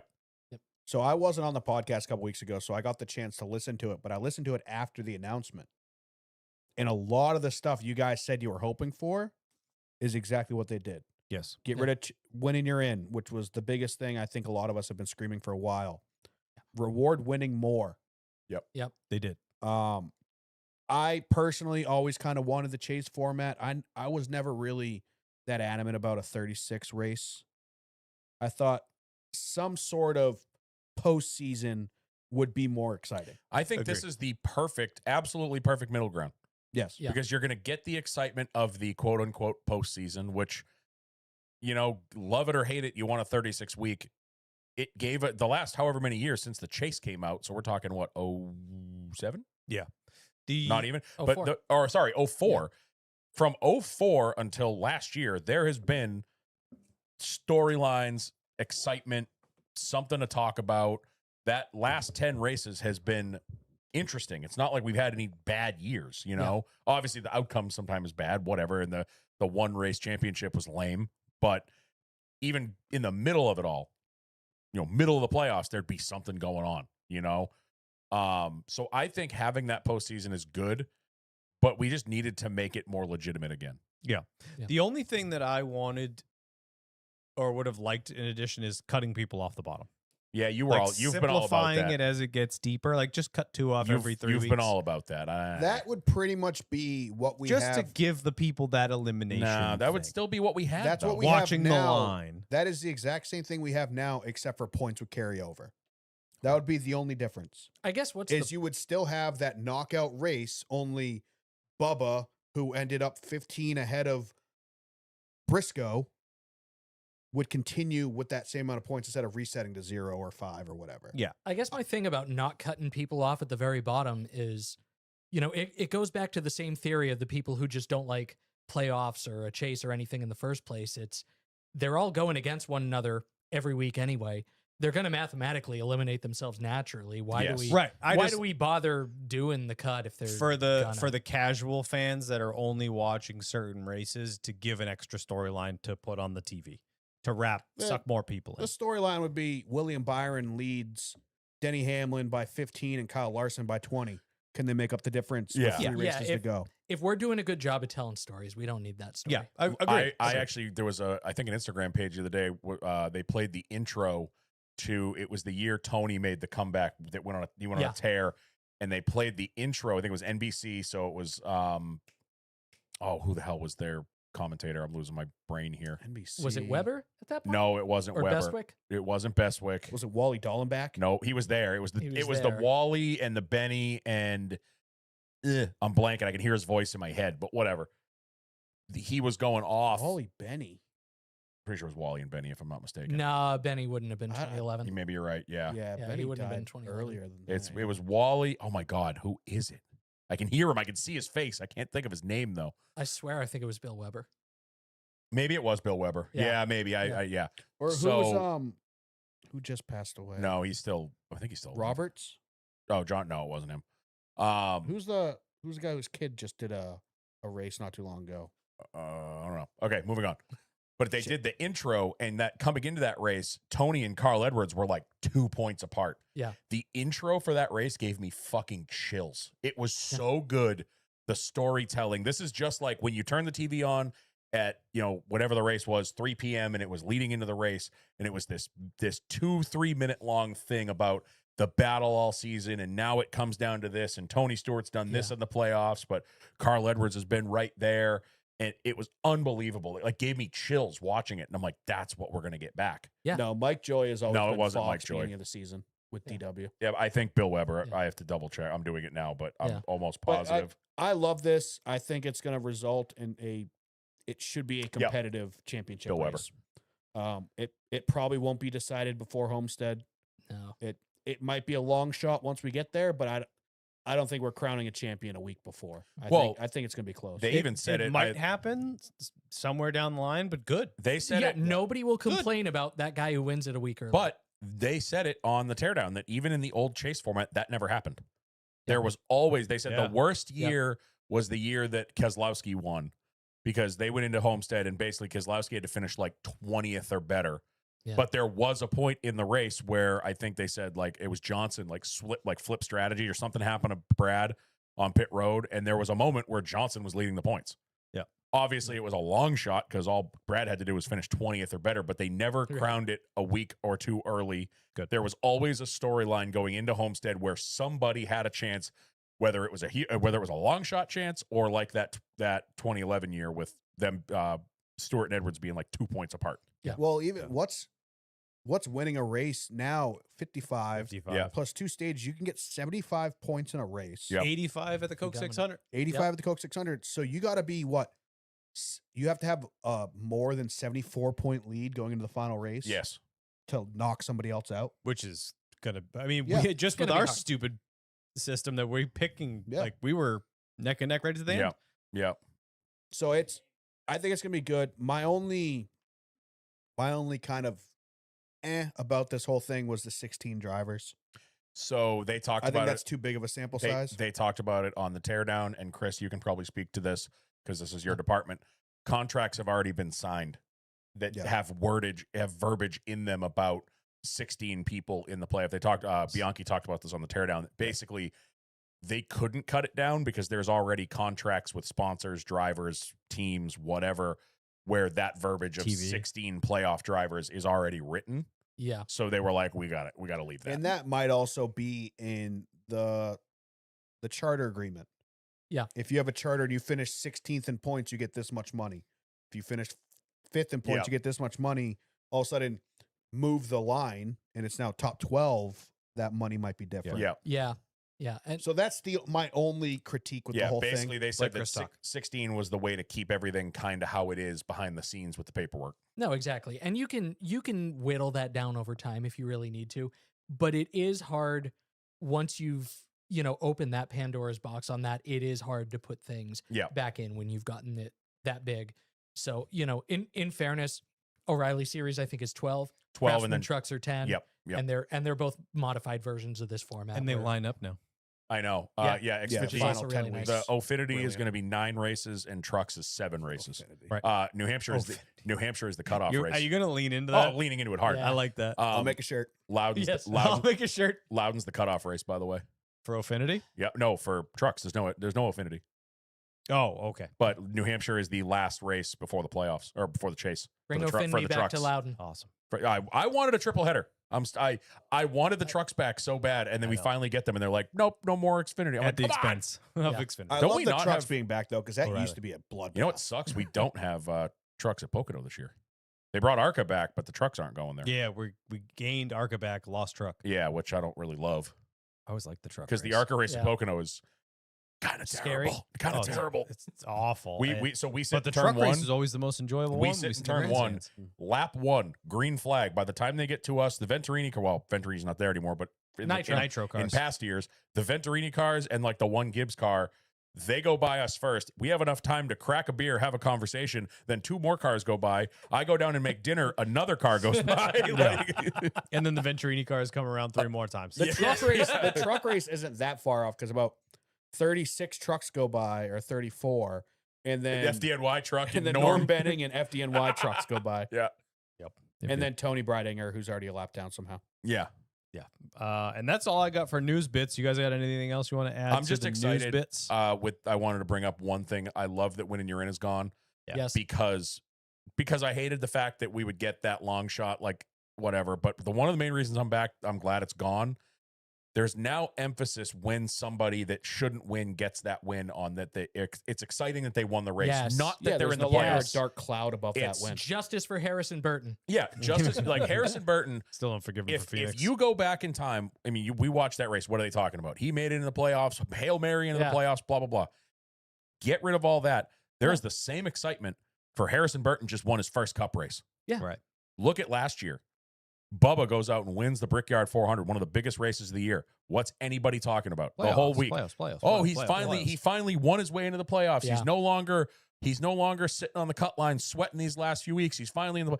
Yeah. It was completely glossed over that he just won a crown jewel. Well, even you go Yeah. rewind a bit, McDowell and Ricky Yes. winning the 500s. They have a Austin mic in their Cindric. face week Cindric. 1. Yeah. Cindric too. Yeah, no, and Who hasn't done anything since.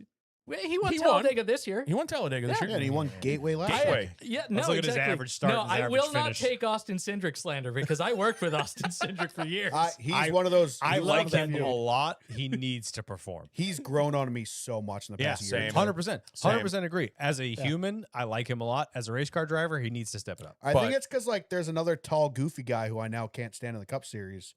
So Austin Cindric has moved across the line, and I now like him. Is that other goofy guy SVG? No, it's No, Hocevar. Oh.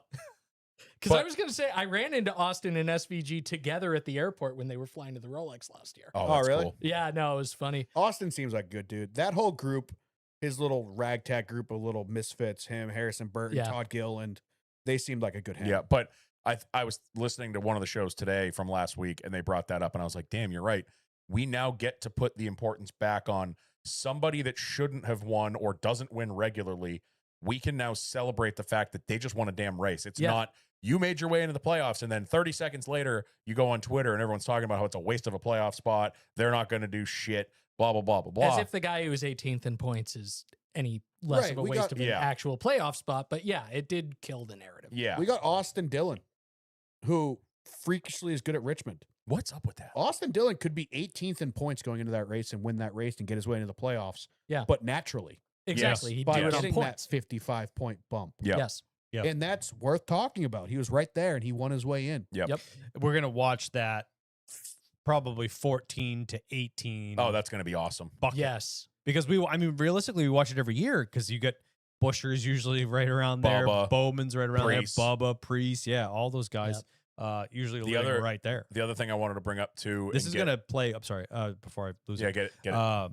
This is going to play really well into the 9 teams' hands because Yeah. they The were 9? incredibly consistent, but never popped off a win. The So they were 9? always just fighting. The 24. Yeah. Because Byron will, we've watched it the last couple of years, super strong Byron's the first a like 4 billion weeks. Yeah. He's super strong the first couple weeks, and then like in the middle, like spring, summer, you're like, where'd Byron go? But he's still popping off top 10s, quietly hanging around, you know. So Yeah. I think, but I was gonna ask on the flip side of that, who does this hurt the most? It hurts Larson. Nope. Yes. Larson is wreckers or checkers. Not it's going as to much mean more anymore. now. He's been a pretty This year, rollercoaster. this past Yeah. year was bad. Yeah. Blaney, it's gonna hurt if they Blaney. don't figure out why they gave him 9 fucking DNFs last year, because most of them were blown motors. I think Logano. the person it hurts the most is SVG. SVG. I was thinking SVG, and if you think of other specialists, so to speak, like a Ricky Stenhouse, who there's no longer like, oh, we're gonna go to Talladega and win, and we're in the playoffs. Like, the nope. underdog story is shot in the face. Yes. realistically. Yeah.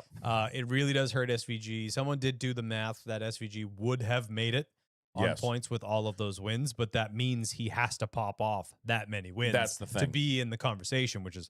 But we talked about this in the Discord. He is quickly improving on Yeah. ovals, so if Yeah. he can consistently live in that 15th. high teens, let's call Yeah. it. If he's finishing on ovals in the 18th, it's nothing to write home about, but it's not bad. And if he Mhm. pops off 4 wins on road courses and can live in the mid-teens, he'll be fine Yeah, because how valuable those wins are. Yes. Mhm. agree. He needs to definitely hover closer to 20th and better. And this also, I think, changes strategy when it comes to flipping stages because you got to think, do I really want to give up those 10? Agreed. I think this changes a lot, and I think for the better. 100%.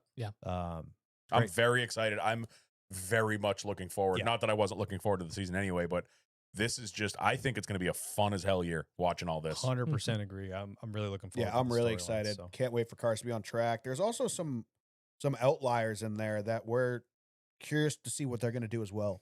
Yeah. Like the 35 car, did they get their shit together in this offseason? Did they start building an actual team? The 41, what's that new Hendrick Chevy Alliance going to do at Haas? Yeah. We know that they're stacking them deep and selling them cheap in the Xfinity Series. Yep. But are they going to be more competitive in the Cup Series? Rick Ware Racing, they're also in Chevys. Move on. But like, there's a bunch of guys front row. Do they have the weight off their back? Are they going to be more competitive this year? Because they were bad last year. Yeah. 2311, is Reddick going to be more mentally The Haas sound this orphanage year? is interesting to follow. I'm really excited about What that. mystic toys they have in the Being a old Cole chassis Custer shop. fan, Mm. and he last year got into a really bad position with seemingly no manufacturer support, no teammates. The shop was just turned upside down. So I'm He's curious been to see there what they can do. Yeah, but it's going to be exciting. There's a lot of good guys out there. It makes watching, like you guys said, the Bushers, the Priestes, the Bowmans, the Bubbas. Those guys you're going to be a little bit more comfortable as a fan of those guys this year. Well, and I think Junior said it perfectly too. This also, as fans, I mean, we watch every race because we do this and we're fans and we're diehards. But even Junior said there was times where, in the middle of the season, you get kind of like, do I need to watch it? Yeah. You know what I Yeah. mean? Like he said, even him as a broadcaster, he's like, I feel weird admitting this because it's my job, but like, I didn't feel bad missing a race because who cares? The playoffs are the playoffs. Whoever wins going to get in. If it's whatever. Now we're kind of back to that. Like if I have a favorite driver, let's say my favorite driver is Chase Elliott, and he blows a motor. You heard it here first. I said, what if we're living in hypothetical? Yeah, we land know who here. your favorite driver is. Yeah, you. Stop it. Merry off season But- and a happy Christmas. Yeah, but let's say your favorite driver is friggin' Gone forever. what'd you Kyle's drop, breaking My everything. phone. dude? That's like the third thing you've dropped over there. This is the first thing I've dropped. Spaceman. You need that. I didn't drop that. I elbowed him insert in they the sell face. for cars to go in Yeah, between so- the seat. Oh yeah. But now, like, it's back to if your guy is out of the playoffs by X amount of points, can you stop? I'm going to burn that thing. I'm so excited to burn that at Pocono. I'm burning it. We'll hang it off of your camper. How's that sound? That's fine. And then I'll burn it in the middle of the night with the, Dude, the big camper 11 teeth. with you in it. Thank you. So I don't have to make the payments or be alive I'll anymore. warn So- Steph, though. I like her. Nice. Hey, Let her out. and let her come out. Come out. Get out. Don't come to school tomorrow. Oh Jesus! Sorry. Jesus. Sorry. And we've been my flagged. Now every race matters because let's say your guy is 50 points out of the playoffs and any given week he goes into Gateway and blows a motor. Yeah. But then the next week he wins. Just went to every week going, hope he wins. Yeah. There was no roller coaster. It was I'm like, hope he looking forward to wins. it. Really, really looking forward to it. But on the complete flip of that, change the way these people race. Yeah. Change the way they go for stage points at road courses and Yep. stuff like that, or It how much they changes risk it, or how strategies much. and Let the teams figure it all out. Yeah. You know what I mean? Mhm. So well, looking forward to it for Yeah. sure. But the man in the room that people might be watching and going, "Who's that guy?" Steve grew a mustache. Not a Blaney stash, though. Can we fucking talk about that thing for a second? Oh my god, beautiful! But Good Chris has Lord. been on our show before, but many, I'm sure many many years moons ago. ago. Yes. Plenty that are probably new since then. So introduce yourself. Who are you? What you do? Who am I? That's a great question. Yeah, I've been asking myself that my whole Yeah. life. Yeah. Where I are can- you? Yes. Well, I can give you a lot of titles: marketing and communications manager at iRacing, marketing Americas over at Rally X. God knows how many different people I work with. Lots like- of hats. There's a reason why we call the Sim Racing League Yes to Motorsport, and it's because the joke is if you offer me a paycheck to do racing things, I say yes. I say yes to motorsport. That's So- true. That's funny. All right, Yeah, I like that. So a lot of stuff with I always you know, wondered that. That just made my day. that is literally the reason.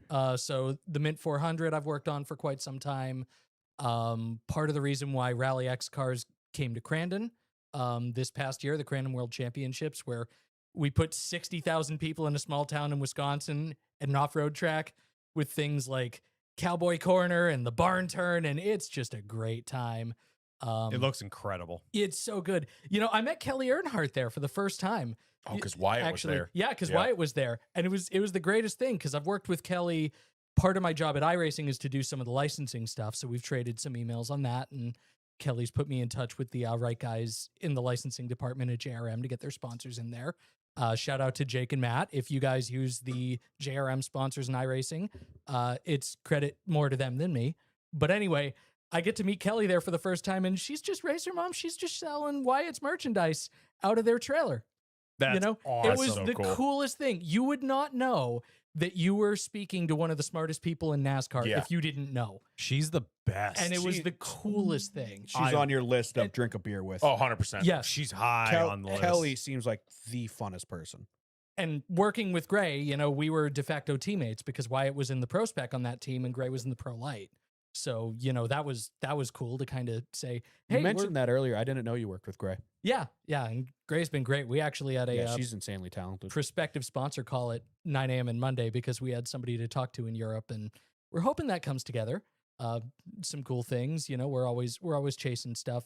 Gray's got a bunch of things that we can't quite announce yet, but that we're really excited about. That's awesome. Let me see. I moonlit in PR in Trans Am last year with Tommy Dreesy. That was rad. That's sick. Tommy's the coolest dude. You know, he's got one of the old Chaparral Camaros from like the OG era of Trans Am.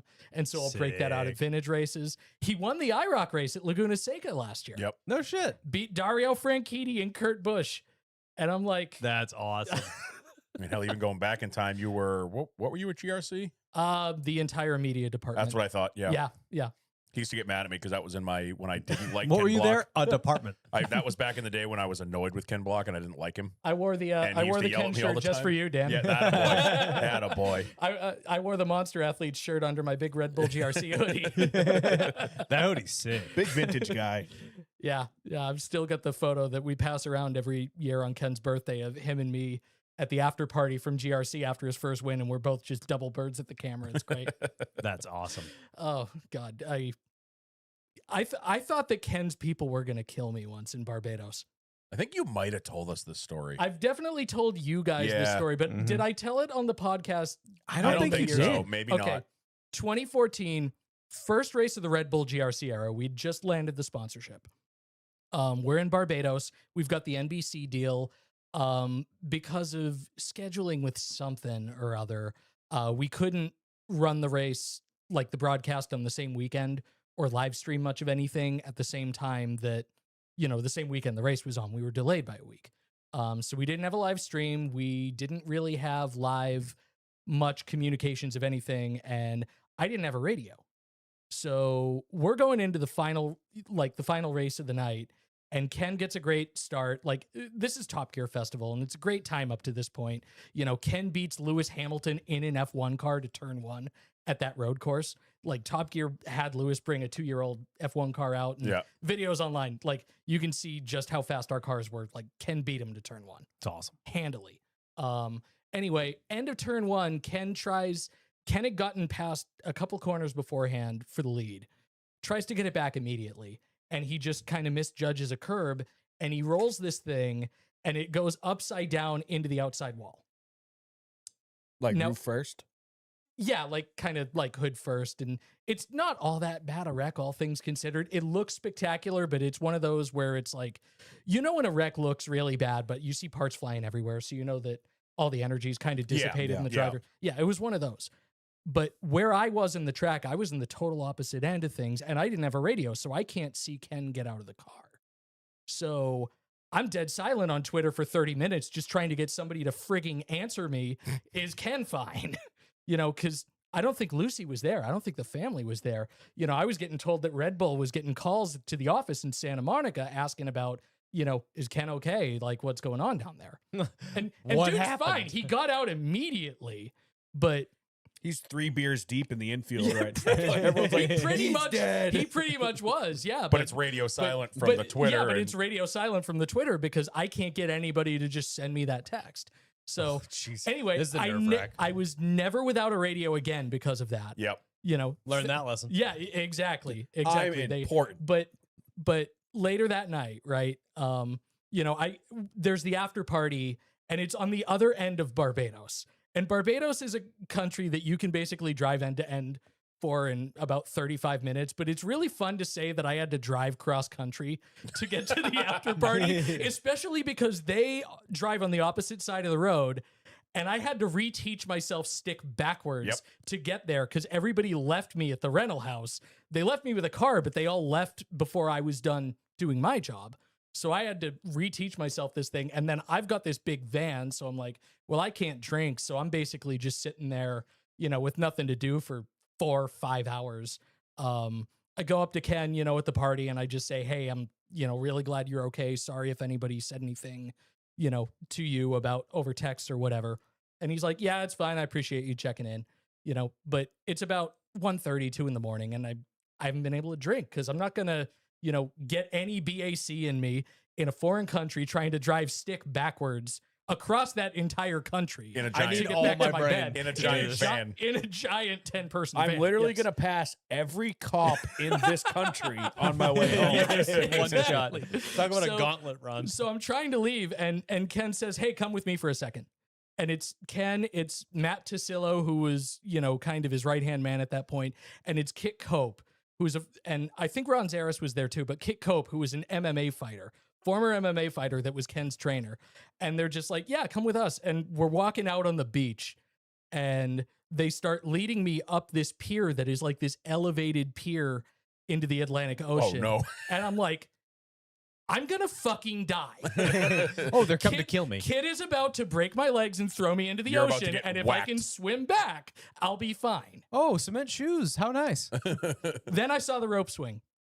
Ken and Matt and Kit and all those guys corralled this entire party at 2 in the morning when everybody's totally faded, all the way out into the ocean, and everybody's rope swinging. We had our intern that made the terrible mistake of going commando to this party. Oh no! So they had to make him jump off naked. Like it was Nice. It was a hell of a time. And he did it. Oh yeah. Good for Oh him. yeah, he was a gamer. He was Good a for gamer. him. Great dude. And what's the but yeah. shark situation here? That water's clear. You'll see them. I've never asked that question in the 12 years since that happened. Thank you for the retroactive, just mind-shattering fear. Well, I still got all All the toes. however many Yep. digits. Yeah, water's pretty warm down there, but they're hanging out. Oh, there's definitely plenty down there. Yeah. Only Plenty. backflips I've ever done in my life. That's awesome. But yeah, It was No, in front of so- Ken Block. I'd say that's pretty. You It's a don't need to pretty do them sick- again. You're good. Yeah, So you're no, good. no, exactly. When you're not back flipping off a pier in Barbados, what are you doing on the day to day at iRacing? A lot of the licensing, the sponsors in Paint Booth, the AI single player cars that you see, a lot of that is my handiwork. There's a good amount of in-game copywriting that I'll handle, you know, things for, you know, not only iRacing, but certainly NASCAR 25. I had a big hand in Want to get some to of the that tweets next. and yes, we certainly will. While we're on iRacing, the reason why we are in the game as one of the optional sponsors for iRacing is because of Chris. So that was super Yep. cool. That was a nice surprise for us because I don't think did any of us know. Yeah, I had to He send had a to picture. yeah, start no, Kyle knew? yeah, no, Okay. there is a logo agreement, and Yeah. it's the equivalent of, in simplicity, of the Mitch Hedberg, I give you the dollar, you give me the donut joke. Yeah. Basically, it says, you know, we agree to use your logo if you give us the rights to use your logo. Yeah. You know, it's very simple. It's Use purposely it for written. whatever release, you yes. want. It's super recursive on purpose. But yeah, you know, so handle a lot of that stuff, and certainly in the off-road space, you know, I try to have a lot of influence. I don't always, which can be very frustrating to a perfectionist sometimes. And I don't know if Dan can speak to this, but I am a person who has a lot of opinions. Yep. Can confirm. So, you know, certainly trying to make that as realistic as possible. You know, we have some things in the off-road space that to me are not fleshed out quite the same that the NASCAR things are, or the IndyCar things are, or the IMSA things are. Like I have been on a crusade to get the Pro Light truck off of rallycross tracks for about 5 years now, because that truck would not run on pavement in the real world. Yep. You know, Yeah. so it's just it's stuff like that, and sometimes you just face limitations. I mean, we're a niche of a niche of a niche in the off-road space on the service. You know, nothing quite compares to, say, you know, the Daytona 24, where 20,000 people are running, Yep. you know, GT3s and LMP cars Yep. over the course of a weekend. You know, we're the FIA cross car that just came out with the most recent build, fantastic. Like I've been told, I think Greg West said on the last downshift we recorded last week that it's like a top 5 series on iRacing now, Really? which I'm thrilled about. Yeah, that's cool. Because it's really fun. It's really hard to drive. Just Yeah, because I hate it. a senior I cross think it's car, fun. It's so cool looking. It sounds awesome. It looks really good. But I couldn't It is turn a that thing. really- I would just loop it every time. it is a really hard car to drive. Yeah. You know, it is. You know, I would love to see. It's funny because we did light versions of the Beetle and we did light versions of the Pro 2. Yep. And I would love to see the junior spec version of the cross car. But in the real world, that's an MT-09. That's a Legends car engine. Okay. But Okay. the junior versions use an MT-07, which is Yep. a totally different thing, totally different sound, totally different, you know. So if you want to do it right, you've just got to do a lot of things kind of differently. You can't They're- just like detune that one and call yeah. it good. Well, the irony is we're doing this Rally X Americas test at Orlando Speed World next month. And one of the things we've talked about is, well, I don't know if we're going to be able to find a car with an MT-07. Let's just see if we can mess with the ECU and the MT-09 Yep. to just cut the horsepower in half. So, you know, it's just really cool. Now, to, are the numbers CCs? Like, is that one 1,000? I believe so. Yeah. And Yeah. then the MT-07 would be 700 Probably a CCs. 750 Yeah, I think or so. something. Yeah. Yeah. Yeah. But yeah, that is the exact same engine as in the Legends car. So which is basically, it's an off-road Legends car a little bit. in theory. Yes, in theory. The thing that I would say coming from an off-road background is kind of a rule of thumb is whatever your horsepower number is on pavement, it can be that same number on dirt, but it's going to drive the way that twice the amount of horsepower would drive on Yeah, pavement. yeah. So really, to me, that's more of a Miata, and the Junior would be more of a Legends. Okay. You know, Yep. and And these they're- are designed for asphalt, correct? they can pretty much do everything. I was gonna say I've seen videos of these doing like hill climbs in Europe. And Yeah, stuff. they do. Yeah. They do a lot of different stuff. You know, I've worked with Cole Powelson on some things. He was at Sierra for quite some time, and you know, Cole did a lot of hill climbs and Mhm. stuff. I think he was second at Mount Washington the year that Travis, Set the record. came in. So, you So know. speaking, you brought it up real quick. Kyle's off doing dog dad things, so it's my show now. I've always wondered, like, what is it like? So this past weekend was the Yeah. 24 hours of Daytona. Is it like crazy in the office that whole weekend, A or is little it just kind of bit. is it so like, not to say automated, but is it so like Ironed out. that you guys are just good to go? Because we've done it enough times, yeah. And there was a joke this year that one of the guys who would be like the first point of command on crisis stuff was feeling so comfortable that he was like, I'm actually going to race it this year. Oh God. You know, so and I don't know that happened, but you I'm know, gonna see I what all didn't the hubbub's about. I didn't hear any horror stories. Like, I personally don't race it because coming from 5-minute finals, Yeah. a 24-hour race is a lot for me.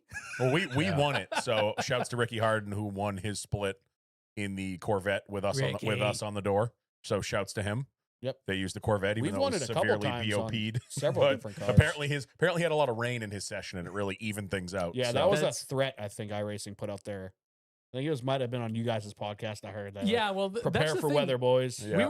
We were trying to minimize weather as much as we possibly could because there's always kind of the concern that you do too much of it. Yep. And I think this was also the concern when we launched Rain on the service in the first place, that everybody's excited by the fact that they have the option, but nobody wants to actually run in the. Yeah. Now, me coming from that, certainly the rallycross background, I'm like, you know, I'll probably say something to Greg Hill at least once a year, like, oh God, I wish we had Rain for the rallycross stuff. What we figured out in Yes 2 was we took all basically the production car challenge cars with the wet tires, you know, like Yep. the M2 and the GR86. GR86 is basically our fake BRZ in Yes 2. Yes. And what you do is you just load into the tracks that have rallycross layouts, Hell, Knock Hill, Barcelona, and we just drive through the dirt with the rain on. Oh, there you go. Yeah, and it's basically open two-wheel drive.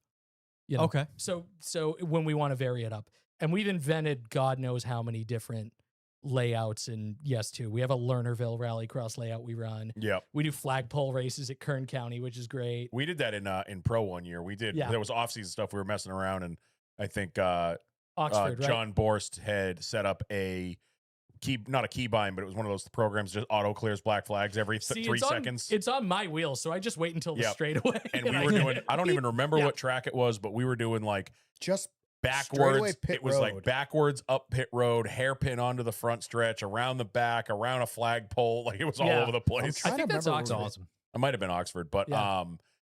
I feel like I've even liked the iRacing 24 now more because over the years you guys have added so many more cars. Because for a long time it was just GT cars and LMP2s, correct? And now it almost resembles the real race because you have I think it was the C7 at one point. Yeah. the Daytona prototype.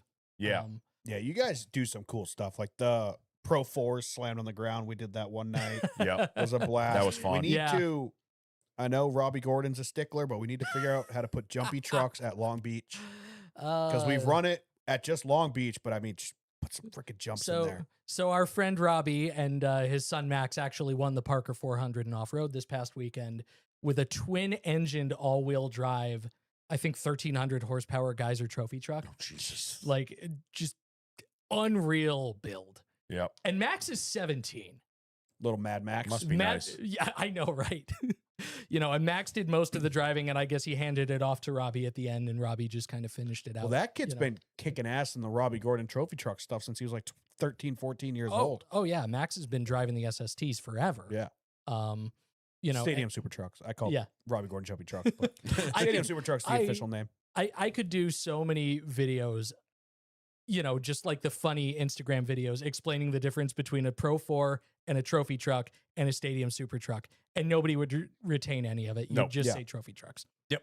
That's just what everybody says. So on the NASCAR 25 side, I know a lot of the people listening to our show play it, us included. How much of that were you involved in and are still involved in as it continues to evolve? So I again did a lot of the partner licensing in there alongside Bethany McCrary. Bethany did most of the asset tracking down with the chartered teams, the ones that were kind of already covered in the existing NASCAR agreements. And Yeah, how many know, of the agreements could you use from the iRacing side? Because obviously you guys produce the game. so when we do that kind of logo agreement, for like the paint booth stuff, it's purposely written as an across the board.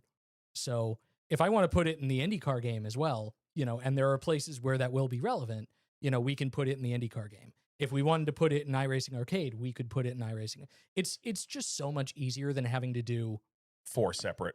Yeah, Yeah. of course. not only that, but certainly if you're doing a year-over-year franchise, or whatever the plan ends up being, for the NASCAR franchise or for the IndyCar franchise or anything else, you purposely write the contract in such a way that it's perpetual until the sponsor says, "Hey, I don't want to be in." That was going to be my question. Is Yeah. it an evergreen style? Yeah, Is it it's- written evergreen? Frankly, I didn't read it all the way through. I distressed you. I'm like, yeah, sure. You want to use it? Here Yeah, you no, go. exactly. But No, they are evergreen. So in Yeah. NASCAR 26, you could continue our logo. Yeah, exactly. We didn't quite make the cut for 25, which Well, is yeah, part of logo why. wise. But yes, 26 logo wise, yeah, it's already written. Yeah. We don't need to do anything else. We did sneak into the game slightly though. Yes. And if- everyone has seen it. if Which you pay that was a attention- surprise. Dude, who found it first? Who I forget who it was. Jet Daily, maybe? Might have been Jet. Where all of a sudden one day, it's like a week after the game comes Yeah. out, and our Discord blows up. Jet's like, guys, what's this? You know what really pissed me off about that? I had skipped that prompt an hour and a half before Jet posted that. You would have been first to it. You would I have been chose first. it was either sim time or go on the podcast. or go on the podcast, and I needed the work point or the experience points or whatever Yeah, the he difference doesn't even was. come on his own show. I needed thought the it was sim your show. points, which was mechanics. It the work boosted points. your yeah. work points Yeah. for the Right. mechanic. And I was like, I really need those. I'm struggling right now. I just started my truck team. Yeah. And I didn't even read it because I'm like, I don't need experience. I'm not worried about that. And I hit it and went on. And then Jet gets it and like, I recognize that screen. Crap. I was just on that screen. So you basically all of those tweets, or the not tweets, but like Yeah. the Tweets as the well. I did do some tweets. like the tweets, the this is your manager. You got to pick a thing. Like you had a hand in all of that Yeah, stuff. certainly the manager ones were a big part me, and I got to thank John Schneider for trusting me with all that Yep. stuff. And John has been working on the games the NASCAR games since. I think he had a hand in Dirt to Daytona. I mean, Oh. I don't remember all of the games that John's worked on. I know he had a hand also in Excite Truck for Wii, and I've got Yes, to track down a Excite Wii truck. because it's like the one system I don't have. Yeah. But John, Matt Lewis, there are so many great people from when we acquired Monster Games a few years ago that it's just been an honor to be able to work with those guys. And not to mention the Arantes stuff, acquiring that guys and, the Folkers brothers and going to Arantes and bringing on Paul Coleman, who is the creative vision behind the Dirt games. Yep. That Oh, like the I- rally games? Yeah, Dirt. Oh, no shit. Those games rule. When Those I games got are the so email good. that we hired Paul, I shit a brick. Fangirl a I bit. was like, yeah, no, I don't fanboy a lot, thank God because of, the Some jobs of I've the- had. Some of the people you hang around with. Yeah. Yeah. No, I mean, I fanboyed the first time I met Dick Berggren, but As you should. That's as fair. you should, but That's fair. but finding out that we had brought Paul on was just a holy crap moment. Yeah. That's because I had recognized that, and I'm lucky enough I get a meeting with Paul every Wednesday morning, and the amount that I have learned about video game design, the video game industry, how to better position myself for the things that I want to accomplish, I can't quantify it. There's no way to quantify it. Yeah. And when we did Exocross, being able to be involved there and trying to shape the storyline, it's funny. We talked about the Lord of the Rings stuff like 2 hours ago in the backstory. I did so much backstory that just hit the cutting room floor. Like we could not stuff all that stuff into the game at all. It just wasn't really built I for think, that. But yeah. honestly, like Dirt to Daytona, I think was the bar. Yeah. I think that was the best NASCAR game we've ever had. As far as like Story mode. repeatability, playing it, actually being committed to it. Like you could jump in NASCAR 09, race freaking Ryan Newman, and then just do your cup career.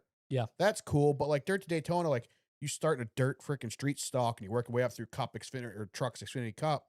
Yeah. Like, and that's exactly what I wanted out Ofinity. of this. I've thought of that kind of style in so many different versions of video games. Yeah.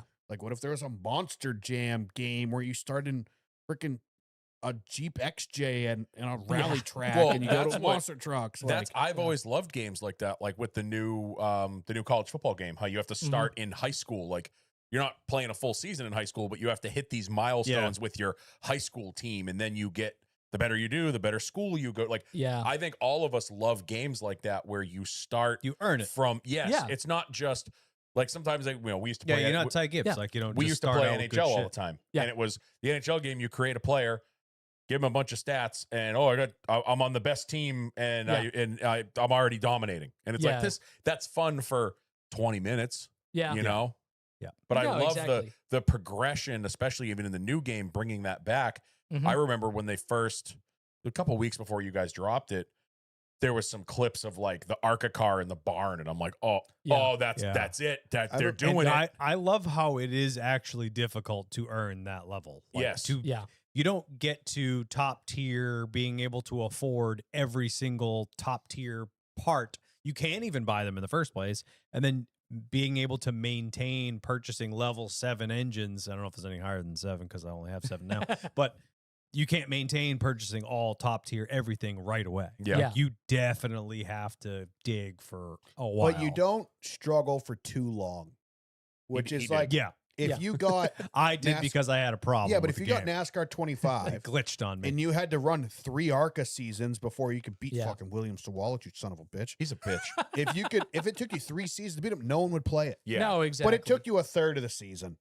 And Yeah. by week 5 Yeah. in the ARCA series, you're like, okay, I can keep up Well, at super speedways. I and am negative mile and a half. $400,000 in Xfinity and if, because of my wheel problem. Yeah. and if you're playing on super, super hard modes, yeah, maybe you're going to have to do 2 seasons, Yep. before you move up. Maybe. Even still, like I'm not at max level difficulty. I'm at 99. I think I'm I at have- 99. Yeah. I have most of the assists turned off. Yeah. And like I just won my second Cup Series championship. And even with a Humble brag. fully built car, level 11, everything in the Cup I Series, didn't know you got you ribs can't removed. get any better. I can't keep up going down the front stretch at Phoenix. I hate that fucking track. Phoenix That is track is the awful. bane of my I existence. can't keep up. But even in like the best cup car you can get, which I can wax these guys at Las Vegas, Phoenix, for some reason, every single time we get to that little dog leg on the front stretch, they pull away on me a little bit. Yep. Restarts, still struggle on restarts. Somehow I keep getting beat on pit road, even though I can't Do upgrade anything? my pit crew. Don't understand how that keeps happening. William Byron keeps passing me on pit road. Don't know what's going on. But it's super fun. Obviously, I've put freaking 6 seasons into the career mode, Yeah. and I'm still having fun. I won everything. I'm on Won my cup twice. 5th. I'm now going back to ARCA because I just want to do an ARCA season with fully built everything Yeah. just to punish William Savalas. I don't even want to look at the stats. Dude probably has 89 wins by now.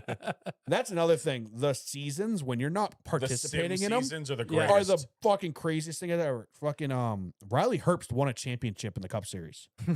Did he? So- Or no, not Riley Herbst, Justin Haley. I saw John one where Haley- I was gonna say, because as an off-road guy, I can't take Riley Herbst slander. Dude, Riley Herbst because as an won the off-road Daytona truck driver, 500. unreal. I think I saw a clip when the game first came out, like a couple weeks into it, and I think somebody was like, "What is going on?" It was like Cody Ware had won a championship.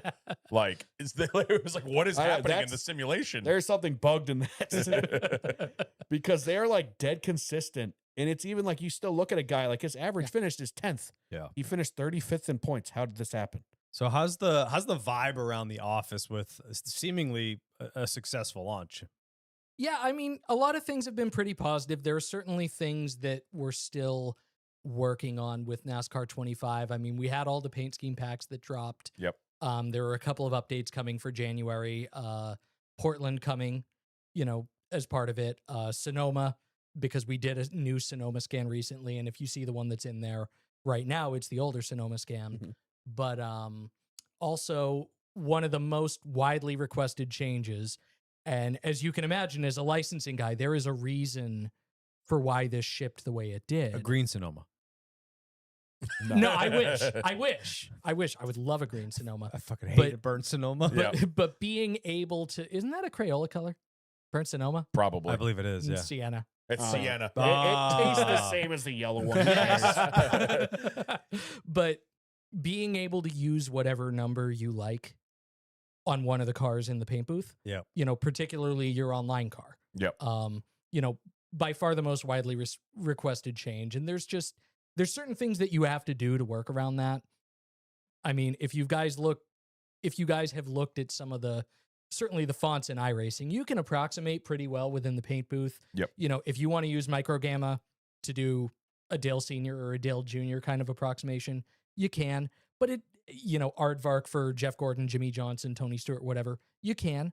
But it's a little different in iRacing where it's primarily, a public user-facing kind of thing. It's not really the same as NASCAR 25 where you've got all these licensing restrictions and, the license holders, the trademark owners of certain numbers and certain fonts are not going to want to see those certain numbers and certain fonts on a different manufacturer's car, for example. Right. There is much more of a minefield to work around. So, fortunately, we're able to come up with a solution, and I'm sure people will certainly use that to their heart's content. But yeah, you'll be able to have a 56 car at some point. There yeah, you for go. online mode, I'm never going to play that. Well, you can use that in No, single player, NASCAR too. 26. Martin Truex Jr. is not going to attempt the Daytona 500. It'll be open. I just got to get Timmy Hill out of every other series There you go. because he's stealing my thunder. Yeah, I was There you really go. impressed to see how well the game did. Obviously we've had a couple NASCAR games in the past few years that were not so great, and it was great to see that people are playing it. Well, and that's what we all wanted when it was announced, was just we wanted to, obviously the three of us have iRacing. A Yeah. lot of NASCAR fans have iRacing. But like we talked about on the show, sometimes when you're sitting there in your house on a Tuesday night and you're bored, Yeah. the thought of getting on the sim and looking to see what's on there and is there a race I want to run? Well, Gotta wait 10 minutes. I'd like to run that Yeah. race, but it doesn't start for another hour. Like, No, but exactly. there's something we missed about, you know what? I feel like racing. Pick up the controller, sit on the couch, boom, you're racing. Yep. And that was the best thing about it, because obviously, like, we love getting on iRacing. Yeah. Where me and Norm are in elite, we're in leagues where we do all the fun stuff. But it's that quick like serotonin of just let me just turn the Yeah, Xbox on and yeah. play. I don't Like- have to get on. Oops, my computer's got an update. Oh, iRacing's got an update. All right, now there's nothing in hosted I want to play. Oh, how about Yeah. officials? Nothing really feels good there either. You know Yeah. what? You know how many times I've done that where I've sat down on the sim for 20 minutes trying to look for something and then I completely lose interest and just give up. It is Or the you whole, think of the risk of it. Yes. Yeah, it is the whole reason why when I do the dirt road scheduling, I'm very deliberate. Now, granted, I will drive everything in the off-road stuff. I'll drive the rallycross cars. I'll drive the trucks. Not everybody is necessarily wired that way, and I get it, but I have it purposely built. So the rallycross sessions that you only have a final to do, you're out in 13 minutes. You know why? Then you got 2 minutes to make up your mind on what's next. Yep. Like it is built deliberately there. And, you know, and that's just what you want. You know, you want to be able to dial into those windows. And yeah, it definitely, I mean, it even sucks for me. And I have the attention span of a goldfish. Same. So if I get Yep. in at 07, 08, and I've got to wait until 15 to do the cross car session, yeah, I'm probably going to, you know, lose my attention span and end up doing something Well, else. I got into it a couple weeks ago. I was bored one night and I was like, you know, I still have a rookie road license. Yeah. I was like, let me go mess around with the Miatas for a little bit. Yeah. And I ended up being on the sim for like 2.5 hours because I think it was at Lime Rock. Yeah. And I just got perfectly in that window where you'd get in a race, it ends, the next one starts. You're doing a 15, Exactly. you're doing a 15-minute race, you know, with practice and qualifying, it's 20 minutes. So 20 minutes and it rolls right into the next one. And it rolls. Yeah. I did like 7 races before I even knew what happened. Yep. Yeah. And I was like, oh, that was fun. That was what I wanted. But but if Exactly. you miss that window and you get all off schedule, it's like, Yeah, exactly. Right. Right. Exactly. And certainly with the cross car, I'm hoping that we can do even more with Yeah. that. You know, right now it runs on the 15s and the 45s. And we've got a series that runs on, you know, the top and the bottom of the hour, which is the Rookie Pro 2 Lights, but it's nowhere near as popular as the cross car. And I understand. Again, like I said earlier, that thing is running on rallycross tracks a good amount of the time. It's not built for that. No. You know, the Pro Light that we have is a half horsepower version of the Pro 2. It's not, you know, a physical real Pro Light is about the same size as an SST, and they're both about the same size as a rallycross car. And so your sight lines are the same, your racing lines are the same, everything is basically the same. It's a more direct analog. Mhm. But when you're trying to do this thing that's 2 feet wider and a foot longer and way taller on those same tracks, you know, it's like Chris Farley doing the fat guy in a little Yep. coat bit in Tommy Boy. You're just Yeah. not. It doesn't translate. It doesn't. you're- It doesn't translate. You're the same super way. underpowered at the same time. Yeah, exactly. And so it's just, you know, lug. And so, you know, that's long been a kind of priority of mine internally to try to, you know, fix that Yeah. up at some point. And, you know, and now that we've got the cross car and we've got, you know, a new track in Winton for the rallycross cars and the long awaited Wheatland off-road track. So Yep. now all the pro truck guys can stop, you know, begging for that from me, who has nothing to do with actually building the tracks. Yeah, you're like, I I'm don't go like- out there with a laser. I don't know what you want from me. Yeah. Not even that, but you know, I don't do the art on the racetracks. I Yep. mean, you know, I barely hold a crayon right some days.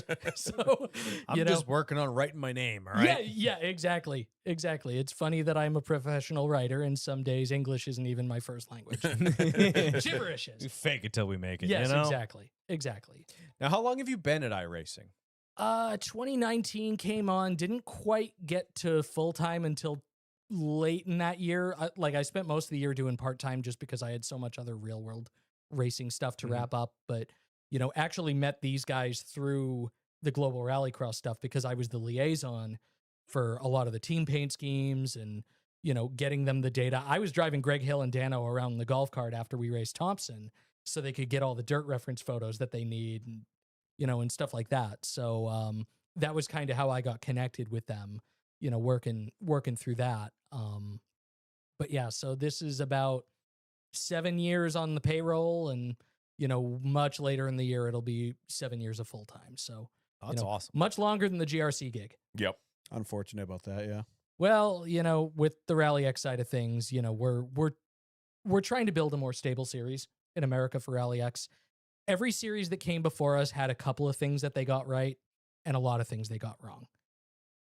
It's actually not all that hard to take all the things that everybody else got right and put them together. What do you think's missing that makes the previous ones fail? So, Nitro Cross was wild in the amount of money that they threw around. And you can find the Chapter 11 filings online, and they are a hell of a read.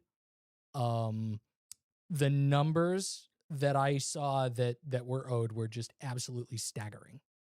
9 figures. 9 figures. And they were, and was that a lot to do with they were building tracks for their events and stuff like that?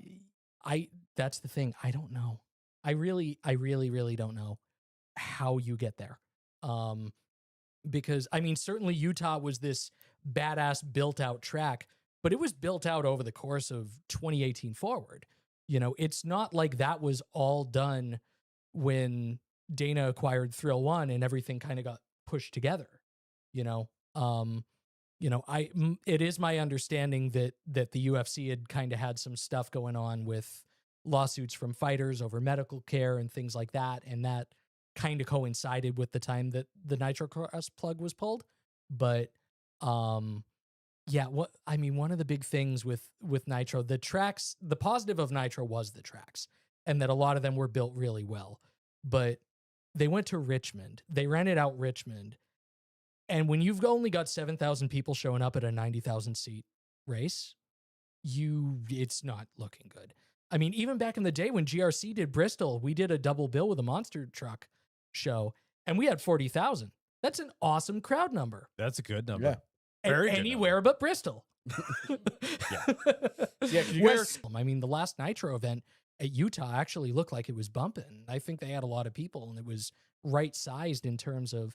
But our big strategy with Rally X, we are going to Crandon twice, we're going to Eldora, and we're going to Trois Rivières. So we are teaming up with 3 of the most experienced promoters that we could possibly ask for. You know, Marty Fiolko over at Crandon, Levi Jones over at Eldora, Dominic Fouget over at Trois Rivières.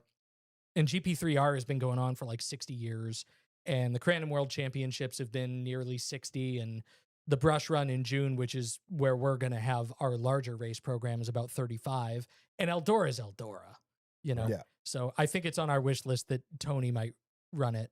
Yeah. Sure can't confirm that, but it is I mean, definitely on our wish Put a list. Dodge front end on one of those trophy trucks, I guess. Well, that's actually the interesting thing is when Nitro came apart, and this I believe is this is me kind of connecting some dots and maybe might be a little tinfoil hatty, but part of the reason why Dana's been involved so much with the Dodge stuff is Dodge came into Nitrocross really hard right before the end. They had 4 cars with Dreyer and Reinbold Racing, the IndyCar team, you know, out of Indianapolis, and Yep. you know, and they actually had Hornet front end stickers on them, and even though the FC1 is a, you know, spec car essentially, the way that Dodge stickered up those front ends really did make it feel like a Hornet. They did a great job. I Yeah. did see They did a those. great Actually, job. they did look solid.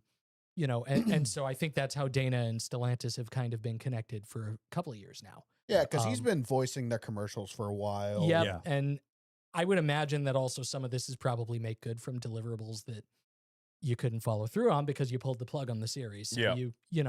you find ways to make good in other places. Yeah.